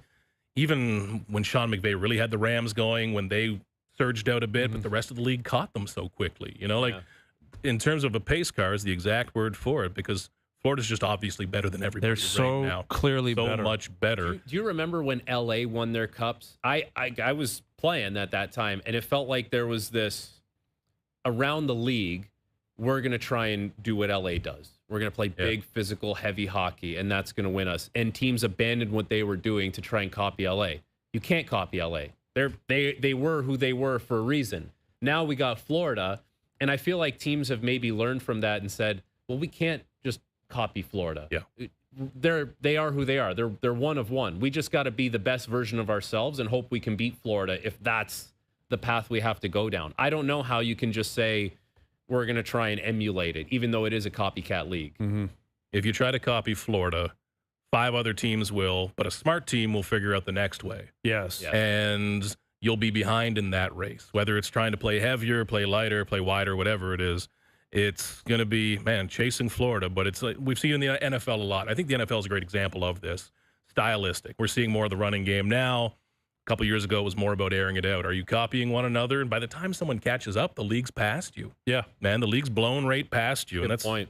why it's something you can get stuck to, because it's got to all be about Florida. Yeah. For every team, no matter what you do, but it's dangerous. Well, but there's also just simply core values of every winning team in every sport, right? Like you referenced the different styles of offense in football, but you know what has always been constant? A great offensive line, a great pass rush, great quarterback, great coaching. You know what I mean? Like it's the same thing in hockey. Like if you have size, if you have grit, determination, if you got toughness, goaltending, talent, in baseball, you got to hit home runs. You got to have guys who can strike people out. Like yes, there are different ways to massage that where the pace car is ahead of you in those categories plus in other areas. But there are core fundamentals that you can't overthink. It's just the way you win in the sport. Timely goals. Yeah. When I have vivid memories of Pittsburgh winning those 2 cups, and it's like whenever they needed a goal, they got one. Yeah. And it just happened that way. Mm-hmm. And Florida was the same way, but Florida would kind of wear you down. But anyways, like with this whole schedule this year, it's gonna be a grind for guys, especially the star guys who have to go not to Montreal and Boston to play games. They're going to Italy, and they're playing for 2 weeks. It's going to be a grind. Yeah, and you would, presume the Canadians in particular are likely going to be in pursuit of gold, if not a bronze. So you're playing every single game hard, too. and hard, and the expectations are high, the pressure's high. The Americans, same kind of thing. Yeah, you don't want to attach yourself to one of these teams and be the team that flopped. Like if you go over for Team Canada and it's the first time they're back at the Olympics since Sochi. I know we had the 4 nations, but first time back at the Olympics since Sochi, and it's like you're the team that flopped. That's not what anyone wants to be associated with. No. And that could be Canada, that could be the U.S., that could be Sweden, so on and so forth. Yeah. Yeah, there's going to be a lot on the line, man. It's a big legacy moment for a lot of young players, too. Like even guys who aren't like relatively young. McDavid's not. He's been in the league for 10 years, but he's never played in the Olympic Games. Yeah. Completely new platform for him. Yeah. Like that's like the mentality of McDavid over the next 12 months is going to be a fascinating one. Losing back-to-back cup finals. Now you got to figure out your contract. What are you going to do? How long are you going to stay? How much do you want to take? Because he can take whatever he wants. He could get up to 20%, I'm sure. I'm sure the Oilers would be uncomfortable with that, and they'd probably try to push back and be like, can you take a little less? But it's the ball's in his court. If he wants it, and he's not going to. It's not going to happen. No. But that's, I'm sure, something he's thinking. Do I take something closer to Leon so it looks like, hey, we're in this together? Is it a long-term deal? But then, beyond that, you're still pursuing your first Stanley Cup, which he's got to get. I've said before, and I'll say it again, nobody in North American sports needs a title more than McDavid. Agreed. That's Judge included, although Judge isn't far behind considering the team he plays for. Yeah. He's got to have one. But McDavid's number one.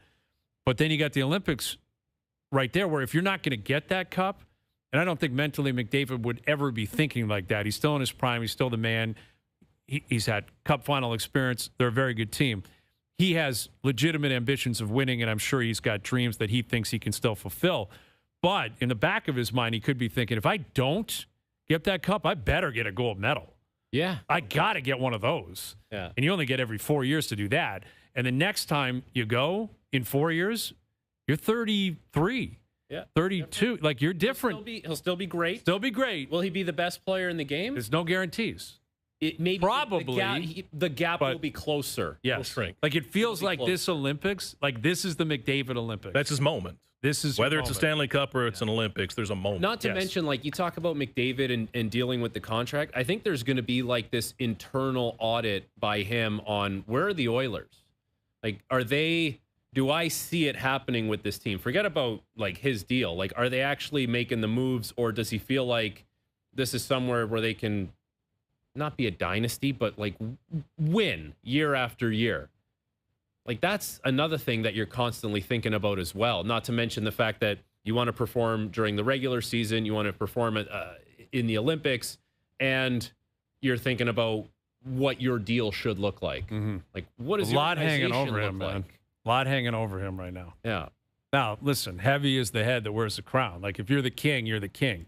And there's all eyes are on you, and they're going to wonder what you're thinking, what you're doing. And he does a pretty good job of kind of shielding all that. Yeah. Like, he doesn't wear his emotions much. That's why when you saw the access into the room last year in the Cup final, it was kind of astonishing because never heard him sound like that before. We live in a little bit of a bubble here when it comes to hockey and McDavid. Like, the Judge winning a World Series in New York, it's pretty high on the list of wow moments, right? Like, and what it would do for his legacy. We're talking about like one of the most marketed logos in the history of sports. It's like Cowboys, Yankees. I don't know. He's the captain. Soccer, someone in soccer, Man United. I don't know, but like, and he's got to get one. That's right? as big as it gets. Yes, you have to win one. And like, that's more of a national conversation already. Everyone knows Judge across Major League Baseball, across those major markets. Everyone knows McDavid, of course, but there's hockey fans in Nashville and Florida and L.A. all around saying, "Okay, we've heard a lot about this guy, this Canadian guy. We see that he is the most talented, but it gets to that greatness conversation. Are you the most talented? How does championships factor into that greatness as well? We're going to have that conversation forever with Aaron Judge if he doesn't win one. That'll stick around forever. Because it's so expected that the Yankees they're supposed to win. The almighty Yankees. They're the Yankees. They got more money than everyone. They got more resources than everyone. Everyone wants to be a Yankee, so why don't you win every other year? Exactly. And if you have the best player. You know, like I was doing a sports center with Steve Phillips earlier, and Steve said he believes he's on pace to be the greatest hitter ever, but certainly within the Yankee organization, which is wild when you think of Ruth and Gehrig and DiMaggio and Mantle. That's big. Yeah, That's I mean, really Jeter wasn't like he had 3,000 hits. He was a pure hitter, a great hitter. Yeah. Judge is a better hitter, but Jeter's got the aura of, captain, two, shortstop, all those rings. Quite the Rolodex. And a Rolodex that is greater than everyone else combined. That's aura there. Like, Jeter's got the aura. Like, he's got gift basket aura. That's a, and if 2 for those of million you, swipes, 2 million dates. 2 million swipes, he was batting 1,000. Imagine he just popped up on Bumble and it's like there he is, Jeter. Although, like, now it wouldn't do, but like Jeter in '97 in New York on Tinder would have just been outrageous. Back then. Like, just to watch his statistics, I would sit there and be like, I'll pay money for that. Like, where can I subscribe to watch Jeter's Tinder statistics in the late 90s in New York? To be sitting behind him on the bus, like going to the stadium or going to the hotel and seeing what is popping up on that thing would be wild. I need access to that. I need access to it. All right. 31 years ago today, guy by the name of Dennis Casey Park sang "Oh Canada." Had to be for the first time ever in his career. Had to be the last time ever in his career. Once you hear it, you're going to remember it. Little homage to an anniversary. Let's play it. Oh, Canada, our home and native land, true patriot love in all thy sons command, with growing hearts the hair, too.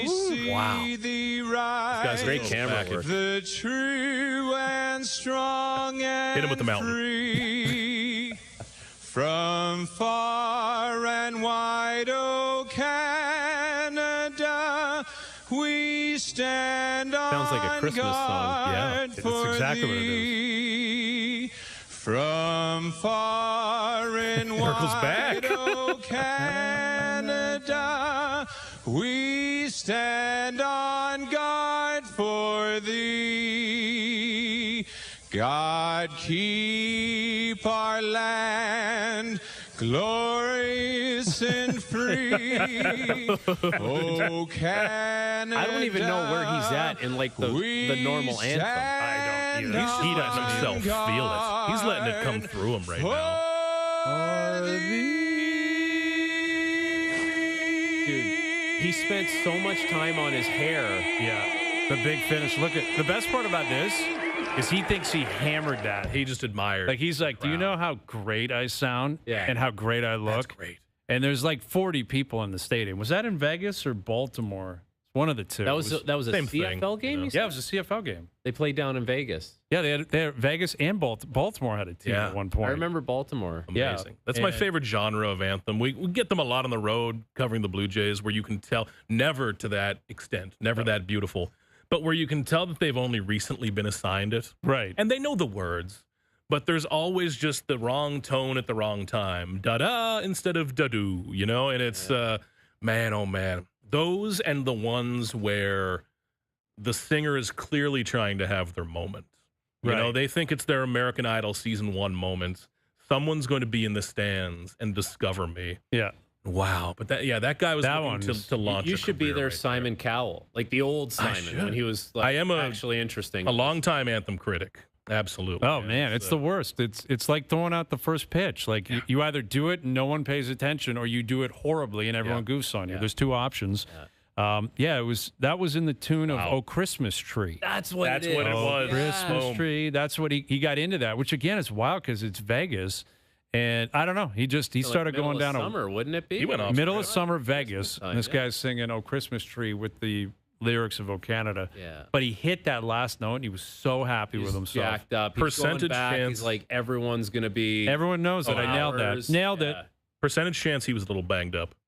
Very high. Yeah. Yeah, 80. I think it's probably pretty high. Yeah. There's a chance he was at the casino literally all day. You can never ask me to stop drinking. Literally Nick Cage in Vegas singing "O Canada." Dude, I forgot to ask. I can't believe we're this far into the show. I haven't asked you this. How you doing without the Trop? Are you Man, okay it's without tough. The Trop? You Down know in what? Tampa, yeah, we missed the Trop. You love that place. You take the really Trop. nice pictures of it. I know you appreciate the beautiful stadium. Number one, because I'm selfish, and it's a great place to work. You pull up. It's like going to a local ballpark. You just park up against the stadium. Some old guy's in there, and I say, "Hey, I'm a baseball writer." He's like, "Get out of here. Go. Come on. Park Get out wherever. of here. Go ahead." You walk in. It's like you're in a carpeted basement. Everything's quiet. It's calm. You're in full control of your day. There's 4 people there. Nobody's bugging me. They were selling pieces of the ripped up tarp roof at George M. Steinbrenner Field. By the time I was there, they were sold out, or I couldn't find them. Come on. I was considering, fellas, like cutting off a little edge of the old Trop roof, maybe sprinkling it in a shot glass or something. Yes. And just letting the Trop live within me forever. I like you that. know, it could have caused some negative effects. You but could have had your orange juice every morning out of it. There we go. Out of the Trop. Little Trop out of the Trop. Come on. But I miss it, man. As you should. Steinbrenner Field is a hot, hot, hot place. Yeah, that's not. You got to have a dome down there. You need a dome down there. So the nail gun is texting me that he was there live. He was one of the 40 people in the stadium to watch and hear "O Canada." Amazing. And he said he sang it the next week in Hamilton as an invited guest. So I guess it was such a big story. People in Hamilton we got to get this cat up here. Like, get the hair up here. To sing "Oh Christmas Tree" again. To sing "Oh Christmas Tree." Maybe it wasn't hated at the time. Maybe only time has given us this perspective. Maybe people thought he'd elevated it to a different level. Right. Now it's baked in a little bit more. We're more cynical. Now it's cool to hate it. But at the time, perhaps they thought he'd invented a new art. Yeah, Vegas franchise home opener. That's why the nail gun would have been down there. Like, hey, we're going to Vegas, which didn't last long. Again, home opener, there's 40 people there. That was probably a bad sign. Vegas CFL, what an era that must have been. 3-down football in Vegas, baby. Oh, man. Woo. I guarantee you all those coaches were hitting the felt. They were not like Darko. They were not like Darko. They did not have the same amount of discipline. They were in a dark place. Never mind. Very much so. Yeah. All right, Best Bets coming up on the Open. OverDrive continues TSN 1050 and on TSN 2.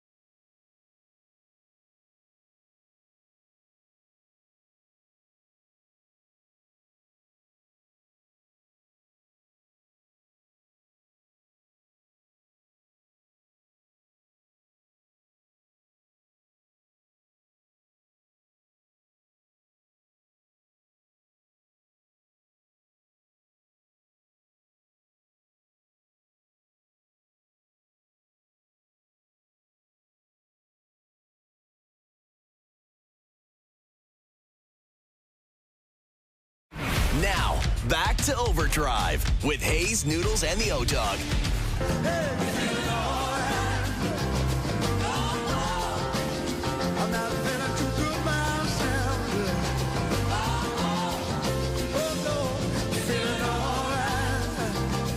All right, Best Bets powered by FanDuel. Make your picks and assemble a same-game parlay in seconds on the FanDuel Sportsbook app. I'm looking at the Open Championship. I got a couple of picks here that I like. I like John Rahm at 12-1. You're not getting the greatest odds, but he's so good. Again, it's live, but he's been in contention the last handful of majors. He's won twice. He's a great player still in his prime. I'm still on John Rahm. Tyrrell Hatton was in the hunt at Oakmont. He was right there. Yes, he runs hot, but he's playing great. He's playing great again on live, but again at the majors, you're getting 33-1 on Tyrrell Hatton and Bob McIntyre 40-1. Bob McIntyre back over in Europe and doing his thing. Over there. He loves it over there. Corey Connors plus 175 for a top 20. I like that too. I think Connors makes a cut. I think he's in the hunt. Top 20, you're getting plus money. I'll take it. Those are your best bets powered by FanDuel. All right. So the MLB All-Star Game is now officially behind us. And as you pointed out, Keegan, like the Jays come out of the gate here pretty hot, right? Like they got a pretty substantial schedule coming up. They got to, man. Giants, Yankees, Tigers. I honestly think the Orioles are going to start playing some better baseball too, man. This is a hard stretch, and it's a hard run for them because the rest of baseball right now is looking at the Blue Jays, waiting for them to expose themselves as frauds. That's what they're waiting for. The rest of baseball is not used to the Blue Jays doing this. The rest of baseball is looking at their run differential and saying, this shouldn't be going that well. And the rest of baseball sees Santander doing nothing, Vladdy just being okay. They're waiting for the bottom to drop out of this. I don't think it will, but that's what the rest of the league is chasing now. You have the Yankees chasing them. The Red Sox are suddenly really, really good. And the Rays are always going to be annoying. Man, this is going to be one hell of a race. And it's a division race. Not a wild card race. That does not interest me. But a division race. And this is their opportunity to show that they are a serious baseball team. I love it. Yeah. Let's get after it here. Yeah, Let's get after it. Let's see what Ross Atkins and company have. Little 2015 Exactly. Got to make some magic happen between now and the trade deadline. Yeah. But All-Star break, it came and went quick. You know, like we're into mid-July now. Like it's you're what do you got, 67, 68 games left? Yeah, final 66 here coming down 66, the stretch. there The you break go. is never much of a break. They dropped the MLB draft in the middle of the All-Star break as well, which kind of clutters it up, man. Well, not when you come work for 3 hours in the middle there of we your go. break. How much of a break could it be? Yep. How we feeling, man? Good run? This Good is run? the highlight of it, fellas. Been I'll tell you outstanding. what, Been great having you. I don't think I've gotten the show canceled yet. No? We have just witnessed someone from the island of Nova Scotia go 3 hours without swearing on the air. So a lot of the unders, they're cashing right now. Fellas, this has been great. I love it. It'd be tough to get this show canceled for... It's really tough when you consider what's been said on this show and the different directions we've taken. It's inspiring. Yeah, it's tough. Exactly. It's tough, man. It would, although it'd be quite the accomplishment if you were the one to get us canceled. It would, right? Like that kind of, you talk about big plus money. One-hit wonder. Yeah. That would be an industry thing, like that guy. Man, Dude, that guy got OverDrive canceled. That would unfortunately parlay into me getting the second biggest contract in the U.S. behind Stephen A. Smith. Yes, and I would have a 2-hour block on some big network. I love it, man. You and McAfee battling it out. Oh, who can be sweatier and scream more? Yeah. I love it. You can't beat that. You just got to wear a sleeveless No shirt. sleeves. Yeah, no sleeves. Go no sleeves next time, man. Just make yourself very comfortable. Yeah, I'll slowly get more casual as we do these things. As you should. As you should. No, it's been great having you in, Frankie. Great seeing you, too. And buddy. Nice we've got Jays again back in action a little bit later in the week. We have the NHL schedule coming out. Thanks to Darko joining us from Vegas. Where he's not gambling. Never put $1 on the felt or in a slot machine. Nothing in 20 years down in Vegas, man. That is incredible resolve and discipline. I got a great appreciation for that. Yeah. That could just mean he's an absolute shark. Or exactly. He's trying to get the radar going. Yeah, I'd sprinkle a buck on that. Yeah, Darko's in the high roller room right now, taking down casinos. He's a poker guy. See, he's a poker guy. It's poker face. Could be a poker guy. Yep. All right, boys. Good seeing you guys. Thanks for doing this. Thanks to everyone behind the scenes for helping out. We appreciate it. Everyone for tuning in today. TV, radio, podcast, web, and, of course, every hour of every show up on YouTube Live on TSN's YouTube channel. We're out of here. Enjoy your evenings. Enjoy the games tonight. We're back tomorrow at 4 p.m. We'll chat then.